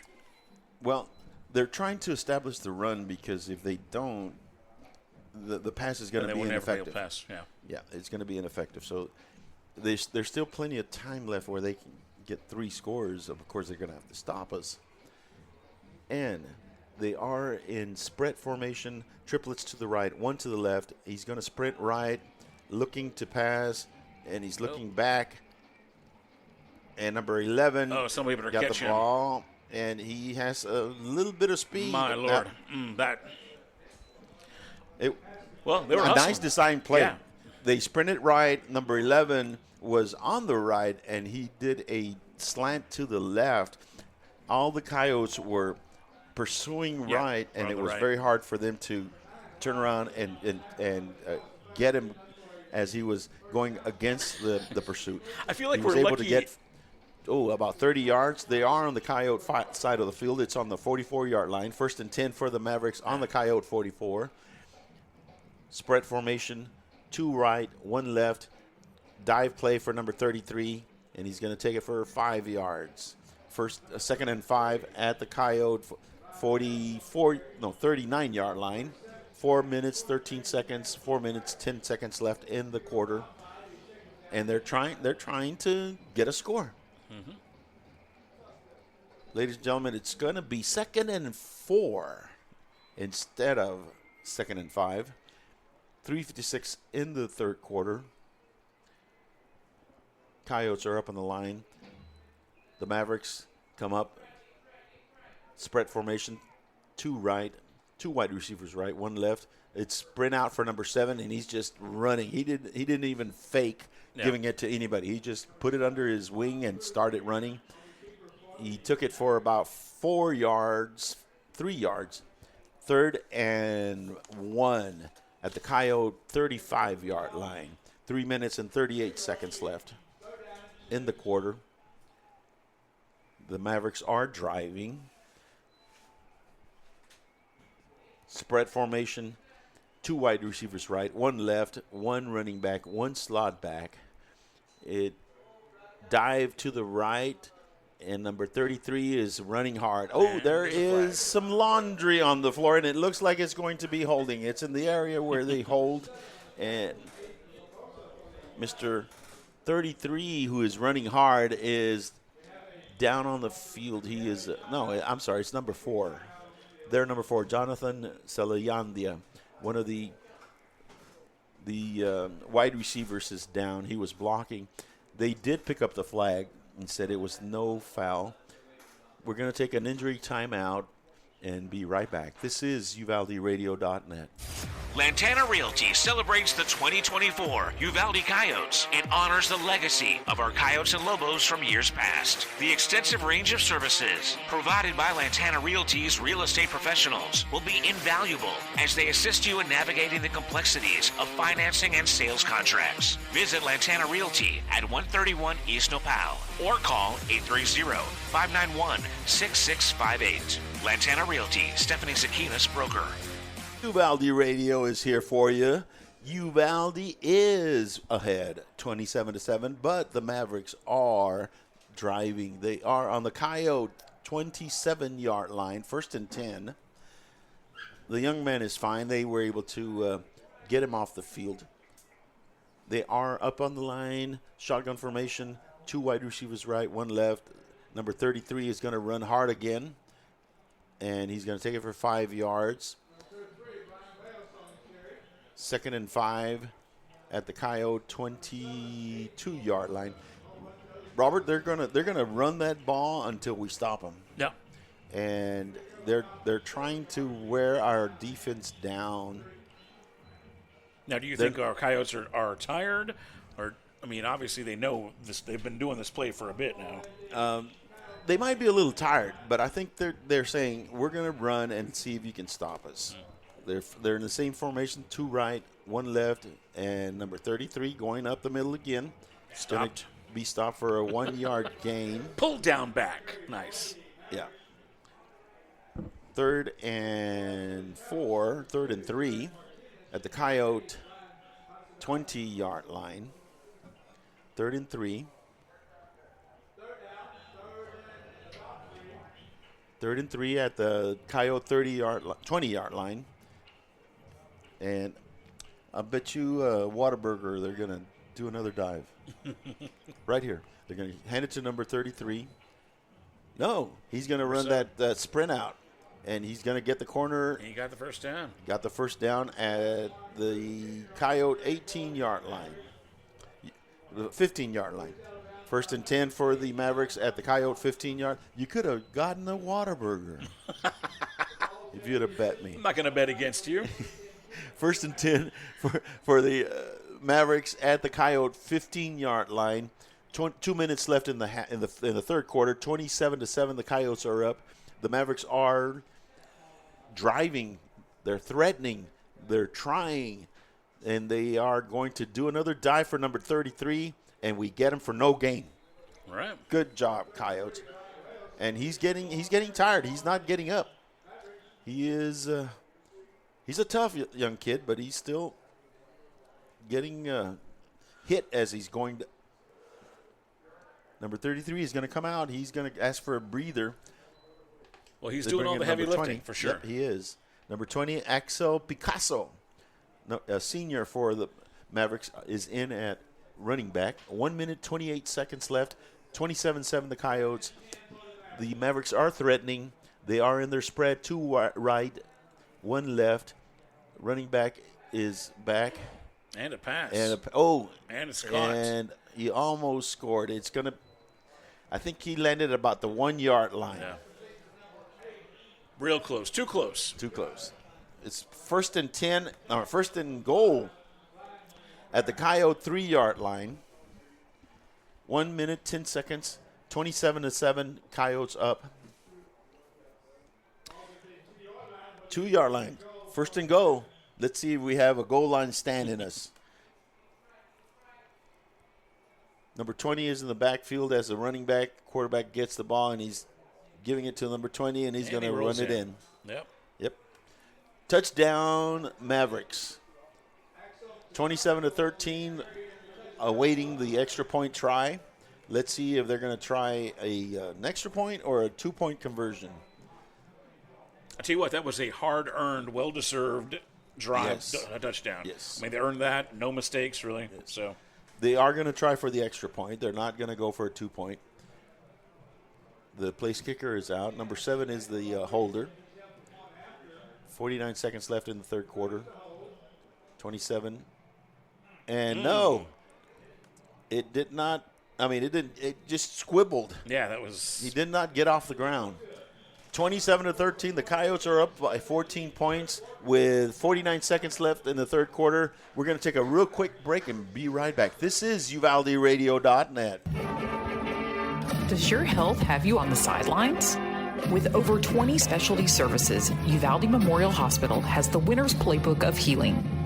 Whether it's orthopedics, oncology, pain management, podiatry, radiology, or rehabilitation, Team UMH can offer you the quality, comprehensive health care you need to get back in the game of life. Call us today to learn more at 830-278-6251. Go Coyotes! We're back, ladies and gentlemen. You know what, Robert? They just took the ball and marched down the field. Yeah. They wore down our defense. Now what we need to do is we need to do the same thing. It is 49 seconds in the third quarter. We're up 27-13, 14.2 score difference. We need to give our defense a rest, and we need to take some time off the clock. So it's very imperative for our offense to really march down the field, stay focused, no errors, take time off the clock, and get that touchdown back.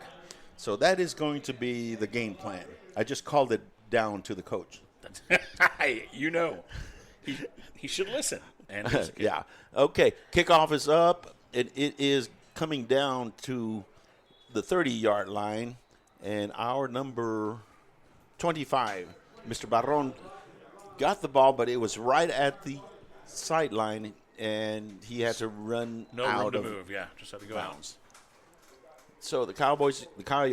So why am I calling them Cowboys? I haven't done it in years. Cowboy season. Coyotes start at the 30-yard line. First and 10. 45 seconds left in the third quarter. They're up. And we're running the Wildcat with number 25 in the backfield, and he's going to take it for about 2 yards. And that's what we're doing, Robert. Yep. We're doing the Wildcat. We're going to run the ball. We're going to matriculate it down. Right down their throat. That's right. Whereabouts?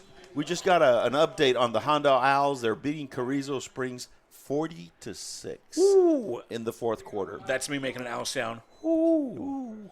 There you go. And we're going there in 2 weeks. Yeah. We're in 1 week. Are we going next week? I thought we were going to Carrizo first. No. Okay. 9 seconds left. 7, 6. We're going to let the clock run out before the play clock does, and it's the end of the third quarter with a score. Coyotes 27, Eagle Pass Winn Mavericks 13. We're going to take a quick break and be right back. This is the Coyote Pack broadcast on UvaldeRadio.net.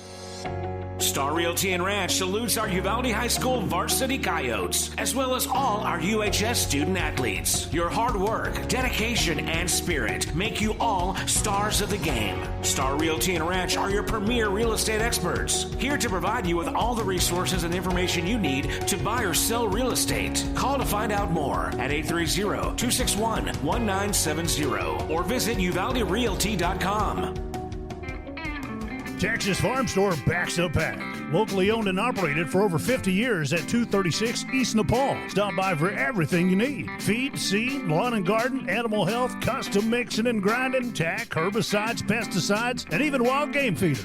At Texas Farm Store, our friendly and knowledgeable staff can help you with all your needs. Delivery is available. Please call for more information, 830-278-3713. And find Texas Farm Store online at txfarmstore.com. Welcome back, football fans. It's the start of the fourth quarter. The Coyotes are up 27-13. They're up in the line, 2nd and 7 at their own 34-yard line. We are in the Wildcat with number 2. Jarrett, no, is it 25 or 2? I can't see his number. And it's the Wildcat formation going to the right, and he's going to take number 25. He's going to take him all to the 41-yard line, 1st and 10. That should be good enough for a first down, right? It's a what kind of first down anyway? Man, that is a first state bank of Uvalde first down. I almost forgot. That is a First State Bank of Uvalde. It's a legacy. It's a legacy first down. Yes, sir. Well, are they going to call it or not? Yes, they are. They haven't moved the chains yet, but it's. Maybe there's some debate. I mean, I can see it clearly here. Mm-hmm. I can see it better than the refs down on the field. That's called home cooking. Oh, something else going on. Sideline warning on who? On Eagle Pass Winn. 1st and 10 for the Coyotes at their own 41-yard line. 11 minutes and 50 seconds left in the game. Coyotes are up. They're in the Wildcat. They're saying, we're going to come at you, and we're going to come at you strong and fast, and we're going to make it for about 2-yard gain. 2nd and 8 at their 43-yard line of the Coyotes. 11:29, the game clock. 27 minutes, 27 to 13. The Coyotes are up. There's 11 minutes and 19 seconds left in the game. Looks like Jared is going to come back in and going to get out of the Wildcat.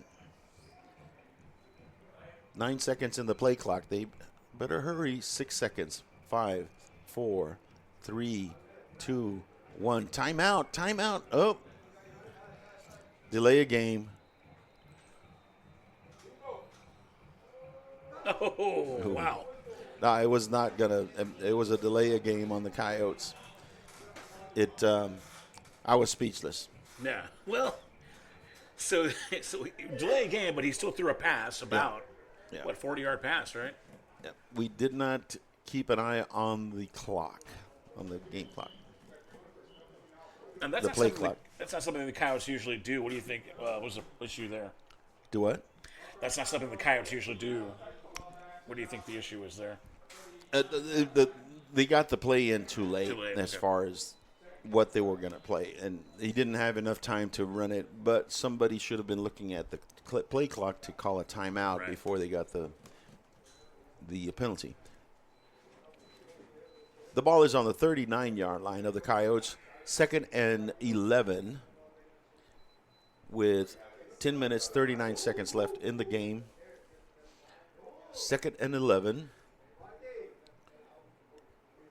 Now they're restarting the clock, but the coaches for the Winn Mavericks that are up here in the booth are going Knipsey. 1st and 10, 2nd and 12 at their own 39. Number 25 is going to take the ball, and he's going to be stopped for a 1-yard gain. 3rd and 11. They're getting a little chippy out there.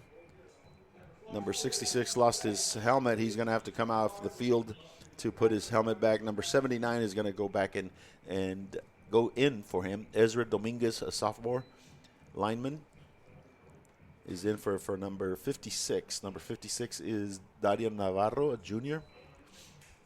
Coyotes are in the huddle. There is some discussion.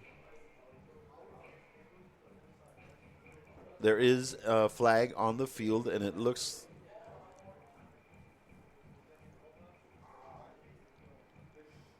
let's see if it's a 5 or a 15.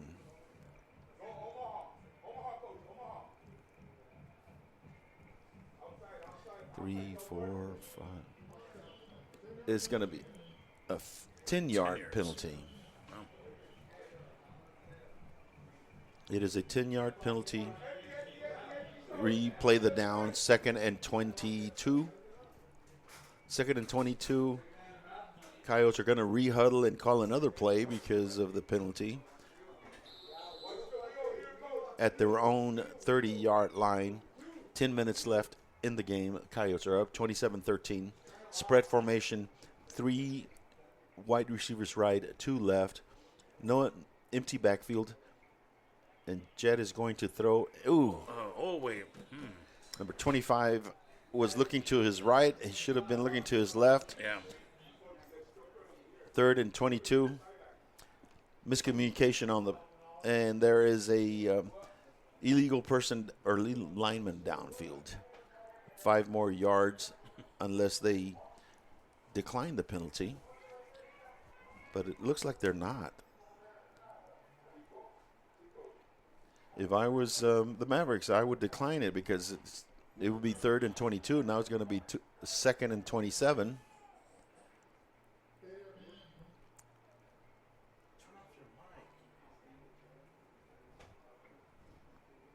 And they're going to refuse the penalty.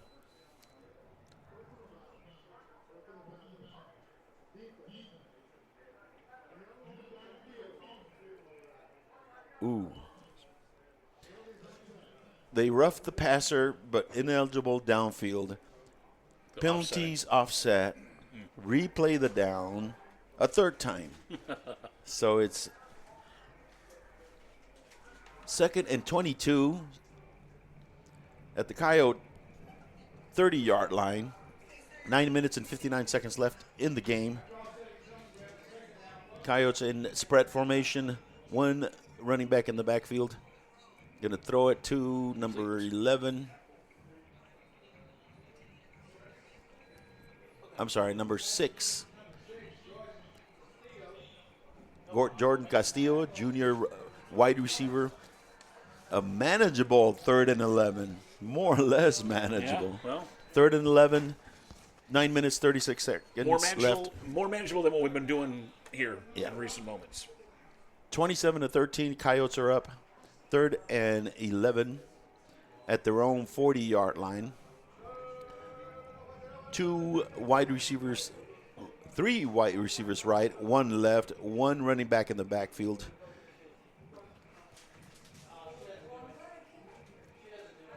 Number 11 is going to get the ball, and he is going to be tackled for about a 3-yard gain.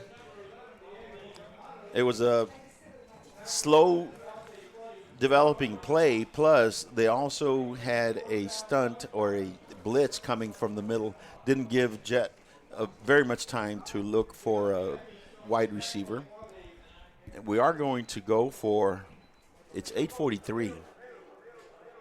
4th down and 8. And the Mavericks call for a timeout because we're going to try to go for it. Almost caught them off guard. And with that timeout, we are going to take some commercial break at this time. This is UvaldeRadio.net. There's power in the simplest of actions. Like one neighbor helping another. Where everybody looks out for everybody else. Community is everything at Medina Electric Cooperative, and we're grateful for your trust. To provide the energy you need, giving you the power to power on. Medina Electric Cooperative is a Touchstone Energy Cooperative, your source for power and information. And And we're back, folks. It is the Coyote Pack broadcast on UvaldeRadio.net. My name is Simon Pop Ortiz. I'm with Mr. Robert Miguel, the one and only. Coyotes, it's a 4th and 8 at their own 43-yard line. 8 minutes, 38 seconds left in the game. The Coyotes are up 27-13. We are in punt formation. They were going to try for it, but they decided not to, and it's now being punted. Nice punt, and he called a fair catch at the 20-yard line. That's where the Mavericks will start their next possession with 8 minutes and 32 seconds left in the game. 27-13, the Coyotes are up. We're not going to take a commercial break because they're already out there trying to get going and see if they can close the gap a little bit. We're up by 14, Robert. That's right. And there's 8 minutes and 32 seconds. So they're not going to be able to just matriculate it down the field. They're not going to be able to do it a little at a time. They're going to need some time management here. Yeah. They're going to need to try to get it out there quickly. 2 wide receivers left, 2 wide receivers right, 1 running back in the backfield. And they did try to do a dive, couldn't make it. 1 yard, no yards. Yeah. 2nd and 10, 8 minutes, 21 seconds. It was a little trick play. They tried to fake a sweep or a reverse and then gave it to the running back that was just sitting there. But our linemen were able to read it and grab him for a 1 yard loss. 2nd and 11 at the 19-yard line of the Mavericks. 7:58 left in the game. He's back to pass. He's looking, and almost intercepted. He did catch it, but he was on the ground, couldn't advance it. He's going to get about 4 yards. 3rd and 7, 3rd and 6. They gave him about 5. Wow. 3rd and 6 at their own 24-yard line. 7:41 left in the game. 27-13. Coyotes are up. Mavericks are trying to get something going. Spread formation, triplets to the right, 1 to the left. Quarterback asking for the ball, and he's going to sprint to the right and look to throw. He's almost intercepted. Almost. It was number 17 again, yeah. Mr. How do you say it? Castaneda? Castano. Don't pop quiz me on names, man. I'll always fail. It's Malachi. I better get his name right. He's my great-grandnephew. That's right. You better get it right. Yeah. Hey, and by the way, folks, he was the one that scooped up the ball and scored the touchdown. It's okay to brag on family. It's all right. It's just a little bit. Not too much, though. Gush. It's okay. I'm not gushing. I was a lineman. Come on. I got to have some. Ladies and gentlemen, they're going to call a little illegal man downfield. No. It's a 10-yard, 15-yard personal foul. It's 10-yard line. Replay the down. No, it's 3rd down. 3rd down and 20 at the 10-yard line. 7:14 left in the game. 27-13, the Coyotes are up. Triplets to the right. 1 wide receiver left. He asked for the ball. He's sprinting to the right, trying to look for and he's got somebody coming across the grain, and he gets about 14 yards. All right. So wrapped up by number 9. It's the same play that they did last time where they go against the grain. 4th and 7. They bring out the punting unit. That was Wyatt Hughes, number 9, with a tackle on that, so good save. Good tackle. Good save. Number 11, Mr. Granados. Diego Granados is back. And number 12, Mr. Jesus Padilla, to receive the punt. Their punter is back. There is no wind, so it's not going to be affected by the wind like last quarter. He's asking for the ball. Oh, almost. Wow. It was a directional kick. Oh, come on. Why'd you do that? What was There's that? the flag. That's a number 11. Oh. Oh, Diego. Oh, wait till he gets to the to the sideline. The coach is going to pat him on the back. Yeah. 1st and 10 for the Coyotes. Y'all are doing a great job. Thank you.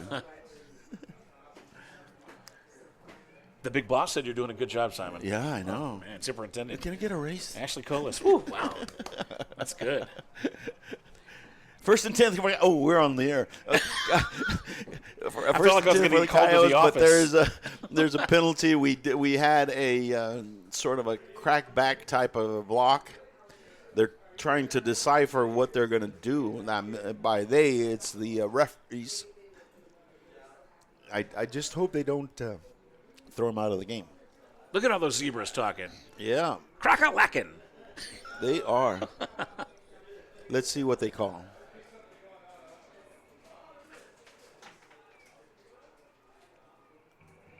They're still trying to decide.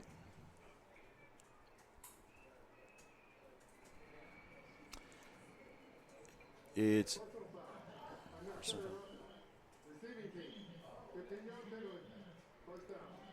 okay, 15-yard penalty, and that's it. No disqualification. That's good. 1st and 10 for the Coyotes at their own 27-yard line. 1st and 10 at 6:14 left in the game.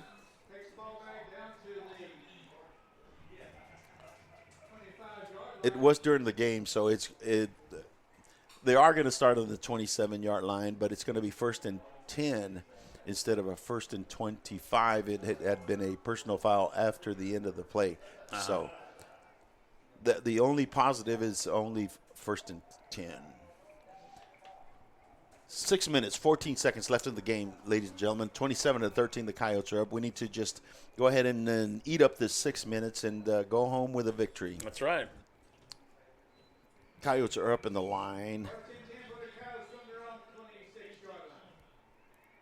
Jet is back in shotgun.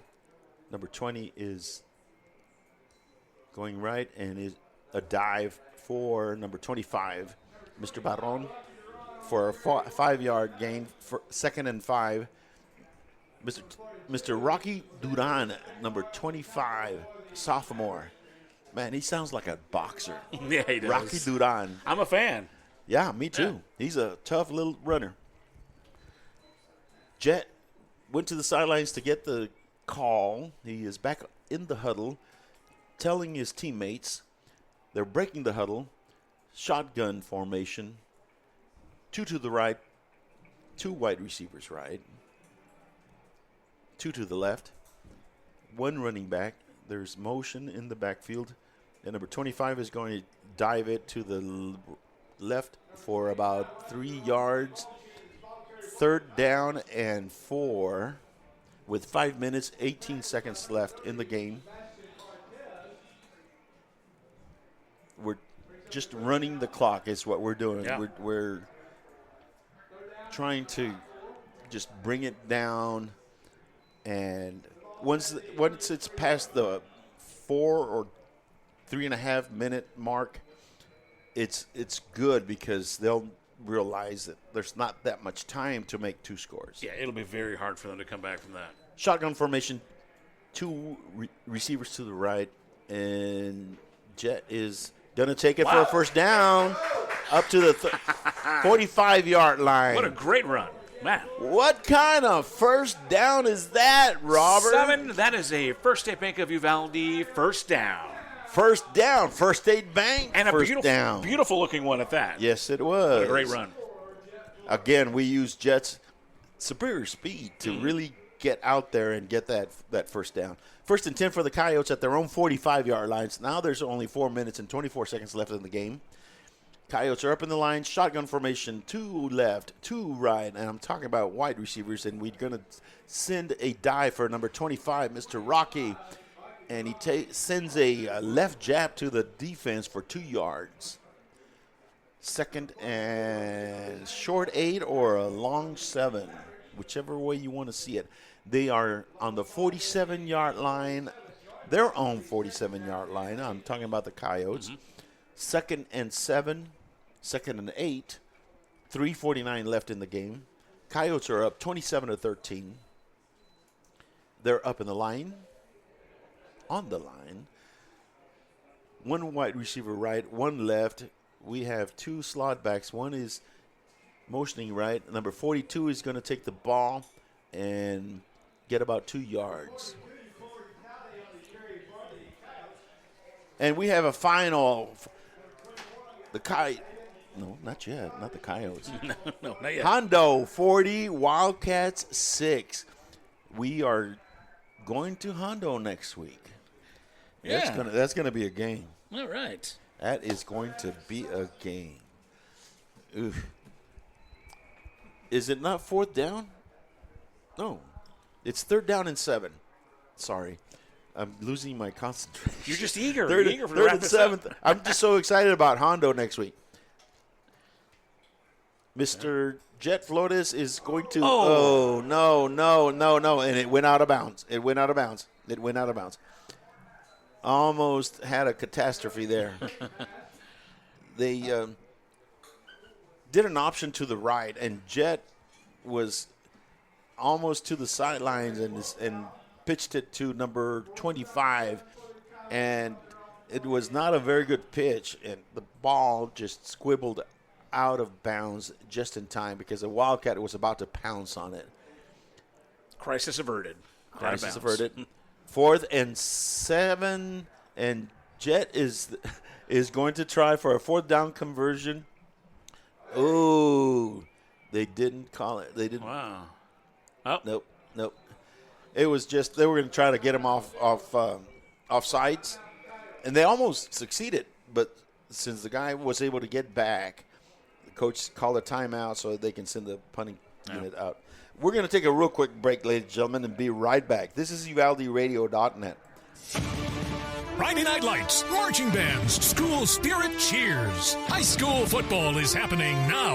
Auto World Eagle Pass is proud to support our young athletes and to be part of this wonderful Coyote fighting spirit. Ready to touch down on great savings on a new ride? Stop by Auto World Eagle Pass, test drive, and ask about 90 days no payment. Plus, get warranty forever at no cost to you. Visit AutoWorldEaglePass.com today. And we're back, ladies and gentlemen. 2 minutes and 42 seconds left in the game. The Coyotes are up 27-13 on the Eagle Pass Winn Mavericks. It's going to be, looks like it from all accounts, a win for the Coyotes. It's 4th, and we're going to do a pooch kick. And it was a real pooch. It went for about 10 yards. Yeah, it was a quick kick.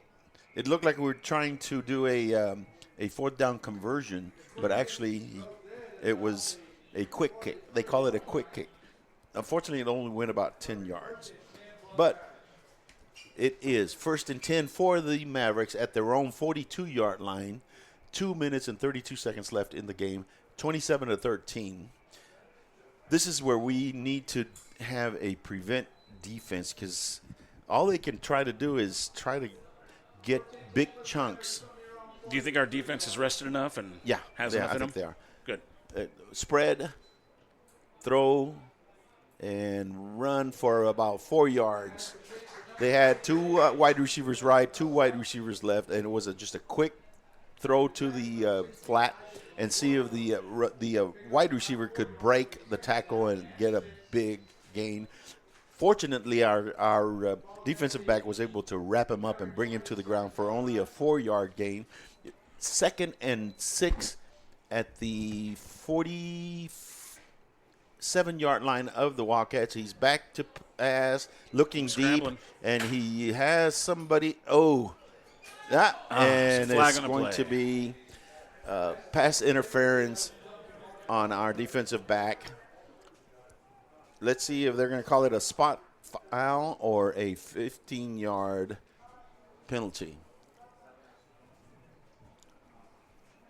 They're trying to decide what it's going to be. Well, I'm interested to know how many penalty yards were given up here in this game because we're giving them some yardage. Yep, we are. We aren't. It is going to be a 15-yard penalty instead of a spot foul. It is going to take the ball down to the Coyote 38-yard line. 1st and 10 for the Wildcats at the Coyote 38. It's 1 minute and 53 seconds left in the game. And that is the silver lining. Less than 2 minutes left. Yeah. Exactly. 1st and 10. Triplets to the left, 1 to the right. He's scrambling to the right. Oh. Nice. Number 23 was able to swat the ball down. Yeah. Well, actually, it was a bit of a swat, and number 8 might have been able to catch it. He came up limping. Number 8 for the Mavericks, Kevin Sugaki, sophomore. He looks like he shaked it off. 2nd and 10 at the Coyote 38. 1 minute and 47 seconds left in the game. The Mavericks are up at the line. Spread formation, triplets to the right, 1 wide receiver to the left, 1 running back in the backfield. Quarterback's asking for the shotgun snap. He's going to sprint to the right and look to pass. He's got somebody, but he overthrew him. One of the very few misthrown passes by this young man. 3rd and 10 at the Coyote 38. And that wide receiver was behind our defender. We were lucky that the ball wasn't thrown accurately. 3rd and 10 at the Coyote 38. 1 minute and 41 seconds left in the game. Coyotes are up 27-13. 3rd and 10. Coyotes are ready. Mavericks are coming up to the line. Triplets right, 1 wide receiver left, 1 running back in the backfield. Quarterback's going to get the ball, and he's going to sprint again to the right and look for somebody to throw it to. Ooh. And he had a wide open wide receiver, and it went right through his hands. 4th and 10. 4th and 10 for the Mavericks with those 1 minute and 35 seconds left. Mavs can keep making those mistakes. That's perfectly fine with us. It's the end of the game. It's pressure time. Yeah. This is where you either perform or not. And it looks like they're, it's kind of hard with being down 2 scores, minute and 35 seconds left. Mm-hmm. They're up in the line, 4th and 10. They're going to go for it. There's nothing else they can do. Triplets to the left, 1 to the right. Quarterback's asking for the ball. He's going to throw it up and almost. Nope. It was defended very, very well by number 20. That's number 16? Number 16. Yeah. Number 16, Isaac Longoria, junior defensive back. And the ball goes over to the Coyotes on downs. 1:32 left in the game. 27-13. Coyotes will have the ball at their own 38-yard line. And all they have to do is now, let's see. The guests have 2 timeouts left. They can call timeout, but I would not see why they would do it. No. I mean, you got to go down the field twice. There's no way that's happening in 90 seconds. We should be able to just run the clock out. Number 1 is the new quarterback, Matt Blanco. Yeah, we're sitting the reserves now, and we're gonna run number 1 up. Oh, and he's got some energy in him. Yeah. He was bulldozing people. Got 3 yards. 2nd and 7, 1:19, and the clock is tick tick tick tick tick tick, or is it tick tock? Tick tock tick tock. 1:12. I'm gonna start calling you Kesha. 1:10. It's 27-13. The Coyotes are up, and Robert is happy. 2nd and 7 at the 42-yard line of the Coyotes. Matt Blanco is the new quarterback. He's asking for the ball. Number 20 is the running back, and he's going to pitches it out to number 42. Number 42 does a pirouette type of thing with a ball. Yeah, very graceful. Yeah. 3rd, and he lost a yard, 3rd and 8, and 43 seconds left. Coach is gonna call a timeout. That's very fortunate. You know why? Mm-hmm. A couple of our sponsors are gonna get their ads in. We'll be right back, ladies and gentlemen. This is UvaldeRadio.net. Aggregate Haulers is the industry leader in aggregate transportation, and our owner-operator services are the gold standard of the market. We provide consistent work, competitive rates, and opportunities throughout the state. Success is a team sport. When you join Aggregate Haulers, you're joining a better team. Aggregate Haulers, a proud supporter of the Coyotes and all Uvalde athletic sports. Visit us online, aggregatehaulers.com. Now we're back. Well, welcome back, ladies and gentlemen. And this is UvaldeRadio.net. This is the Coyote Pack broadcast. And we're back in action. Coyotes are up 27-13, 43.4 seconds left in the game. We have our offense out there trying to run out the clock. Mr. Matt Blanco is the quarterback. He's asking for the ball. Well, the ref is going to blow his whistle, say we can now start. Number 31 is the new slot back. Oh, and the snap was on the ground.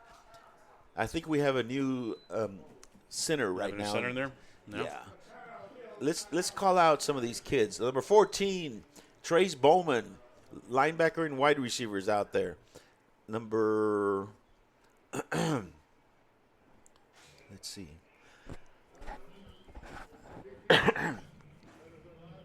Got stuck in my craw there. Number 71 is out there. He came in for Mr. Machuca. Number 71 is Nathan Dominguez. Number 25 is out there, Rocky Duran, of course. Number 3, DeVere Will is, well, he wants to go back in and play. It's 4th down and 9, so we do have the punting unit out there, and we have our backup punter out there to practice, and that happens to be number 4, Mr. Jet Flores. He will be punting for us. Coyotes are in punt formation. He's asking for the ball. He's going to punt it. And number 11. Number 13. Number 13. He asked for a fair catch. So with 34.6 seconds left, we have the Maverick offense out on the field. The Coyotes are bringing in their defense. And got number 47 in there. Gavin Torres, a sophomore defensive tackle. Number 57, Pablo Flores. Let's see, who else is out there? We've got some quality backups. Number 23, Derek Terrazas Jr. Number 15, Zarek Valdez Jr. Giving some of our backup players some game time experience. And it was a pass to number 8 for an 8-yard gain. They're hurrying it up. Yep. 2nd and 2 with 17 seconds left. They're going to clock. This is down the ball to stop the clock. Down the ball. With 17.2 seconds. I guess they want to run another play. Well, you got to give it to them. They got 17 seconds to get 2 scores, and they're just going. They're doing what they can. I think he's using it as practice. He's trying to get some practice time to his players also. Coyotes are back in prevent defense. The Mavericks are up on the line. Asking for the ball. Number 7 is still the quarterback. Their number 1 quarterback is there. They're going to throw it. In his hands, number 11. That little play they like to run, that is a cross. Almost had a sack there, but he got the ball away, but number 11 could have got that. But 11.7 seconds left in the game with 2 yards, 4th down, 2 yards to go. At their own 36-yard line, they're going to run another play. Yeah. Coyotes are ready. Number 57 is out there also. Pablo Flores. Number 47, Gavin Torres. Shotgun formation, 2 left, 2 right. He's throwing and caught. But inbounds 6.4 seconds. They're going to call timeout while they move the sticks. Yep. As soon as the sticks are set down, the clock will start, and it will be 4, 3. No, they asked for the clock to stop, and we didn't. Our clock man said, no, we're going home. 1st and 10 at the 41-yard line. And they are in their huddle. One last play with 2.7 seconds left. Coyotes are ready with their prevent defense. And the quarterback is trying to. Yep, there is. Deep pass. Caught. And down. Tackled at the 18? At the 18-yard line with 0 seconds left. That's all she wrote. That's all she wrote. Ladies and gentlemen, the Coyotes have won 27-13. The Coyotes go 2-0. Next week is going to be very interesting. We're going to take a real quick commercial break and be right back. Texas Farm Store backs the pack. Locally owned and operated for over 50 years at 236 East Nepal. Stop by for everything you need. Feed, seed, lawn and garden, animal health, custom mixing and grinding, tack, herbicides, pesticides, and even wild game feeders. At Texas Farm Store, our friendly and knowledgeable staff can help you with all your needs. Delivery is available. Please call for more information, 830-278-3713. And find Texas Farm Store online at txfarmstore.com. Like so many great Texas institutions, it began as an idea, became a vision, and ended up being a legacy. The premier bank of Southwest Texas since 1907, First State Bank of Uvalde, provides banking solutions, services, and products with the highest quality customer service, delivered with Southern hospitality and Texas spirit. For all your banking, loan, mortgage needs, or just to grab a cup of coffee and talk about Friday night's Coyote victory amongst the ambience and artwork, we'll be looking down the road for you here at First State Bank of Uvalde. Member FDIC, equal housing lender. Does your health have you on the sidelines? With over 20 specialty services, Uvalde Memorial Hospital has the winner's playbook of healing. Whether it's orthopedics, oncology, pain management, podiatry, radiology, or rehabilitation, Team UMH can offer you the quality, comprehensive health care you need to get back in the game of life. Call us today to learn more at 830-278-6251. Go Coyotes!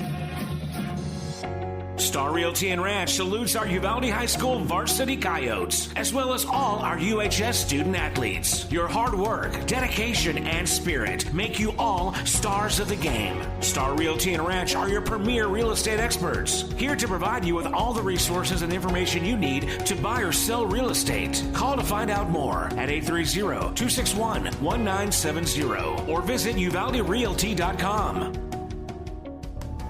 There's power in the simplest of actions. Like one neighbor helping another, where everybody looks out for everybody else. Community is everything at Medina Electric Cooperative, and we're grateful for your trust. To provide the energy you need, giving you the power to power on. Medina Electric Cooperative is a Touchstone Energy Cooperative, your source for power and information. Lantana Realty celebrates the 2024 Uvalde Coyotes and honors the legacy of our Coyotes and Lobos from years past. The extensive range of services provided by Lantana Realty's real estate professionals will be invaluable as they assist you in navigating the complexities of financing and sales contracts. Visit Lantana Realty at 131 East Nopal or call 830-591-6658. Lantana Realty, Stephanie Zakinas, broker. Aggregate Haulers is the industry leader in aggregate transportation, and our owner-operator services are the gold standard of the market. We provide consistent work, competitive rates, and opportunities throughout the state. Success is a team sport. When you join Aggregate Haulers, you're joining a better team. Aggregate Haulers, a proud supporter of the Coyotes and all Uvalde athletic sports. Visit us online, aggregatehaulers.com. Greetings to everyone who loves the Uvalde Coyotes. This is Mama Jan on behalf of the Tex Elliott family. Uvalde strong, we back the pack. Go Yotes! Cecil Atkinson Motors is proud to be your Chrysler, Dodge, Jeep, Ram, and Wagoner dealership in Uvalde, Texas. We've been in business for over 37 years as a family-owned car dealership and your one-stop shop of automotive excellence. Stop by and see us at 2630 East Main Street under the giant Texas flag. We look forward to introducing you to a wide selection of pre-owned vehicles, our seller finance team, and our dedicated service center. Visit our website at ceciluvalde.com. Cecil Atkinson Motors. When the products are similar, the dealer makes a difference. Hi there. I'm Linda Kale, broker at Riata Realty in Uvalde and the Oasis Canyon. If you're in the market for a home, business, or recreational property, we'll help you find it. For sellers, we're ready to broker any deal you bring us. Commercial, residential, ranch, and river properties are all in our wheelhouse. Friendly service and attention to detail are what we're known for, so give us a call today at 591-4430. Whether you're buying or selling or just thinking about it, remember Riata. Serving Uvalde and the surrounding counties since 1991. Country Gardens and Seed thanks all their dedicated customers for over 30 years of support. Yolanda and her friendly staff invite new faces to stop by 403 South Getty Street for all your gardening needs. They're there to help you and answer any questions on your landscaping projects. Fall gardening starts soon, so call 830-278-2204. Country Gardens and Seed, 403 South Getty Street, Uvalde. And you're listening to the post-game show only on UvaldeRadio.net. And that's because we are the official broadcaster of Uvalde Coyote football for the Uvalde Consolidated Independent School District. It is an honor and a pleasure, and wow, a win. So a win. Fantastic. We're 2-0. That's right. 2-0. Feels good. It feels real good. And you know what? What did I tell the coach? And he laughed at me during the interview. I said it was going to be a 2-score game. Yeah, you did. That's right, man. And he laughed. I'm going to bring it up to him. I tell you, it was a good game. There's still some stuff to iron out, but they did a lot better than last week. I'll tell you that much. Absolutely. They did a lot better than last week. And, you know, we're going to need it. We're going to need it because Hondo, which is our next opponent, I mean, they whooped up on the Carrizo Springs. It's a blowout, Wildcats. 40-6? 40-6. Wow. Yeah. 40-6. Now, I'll say this much. If we had had a regular game last week, it wouldn't have been 13-8. It would have been a little bit not as close.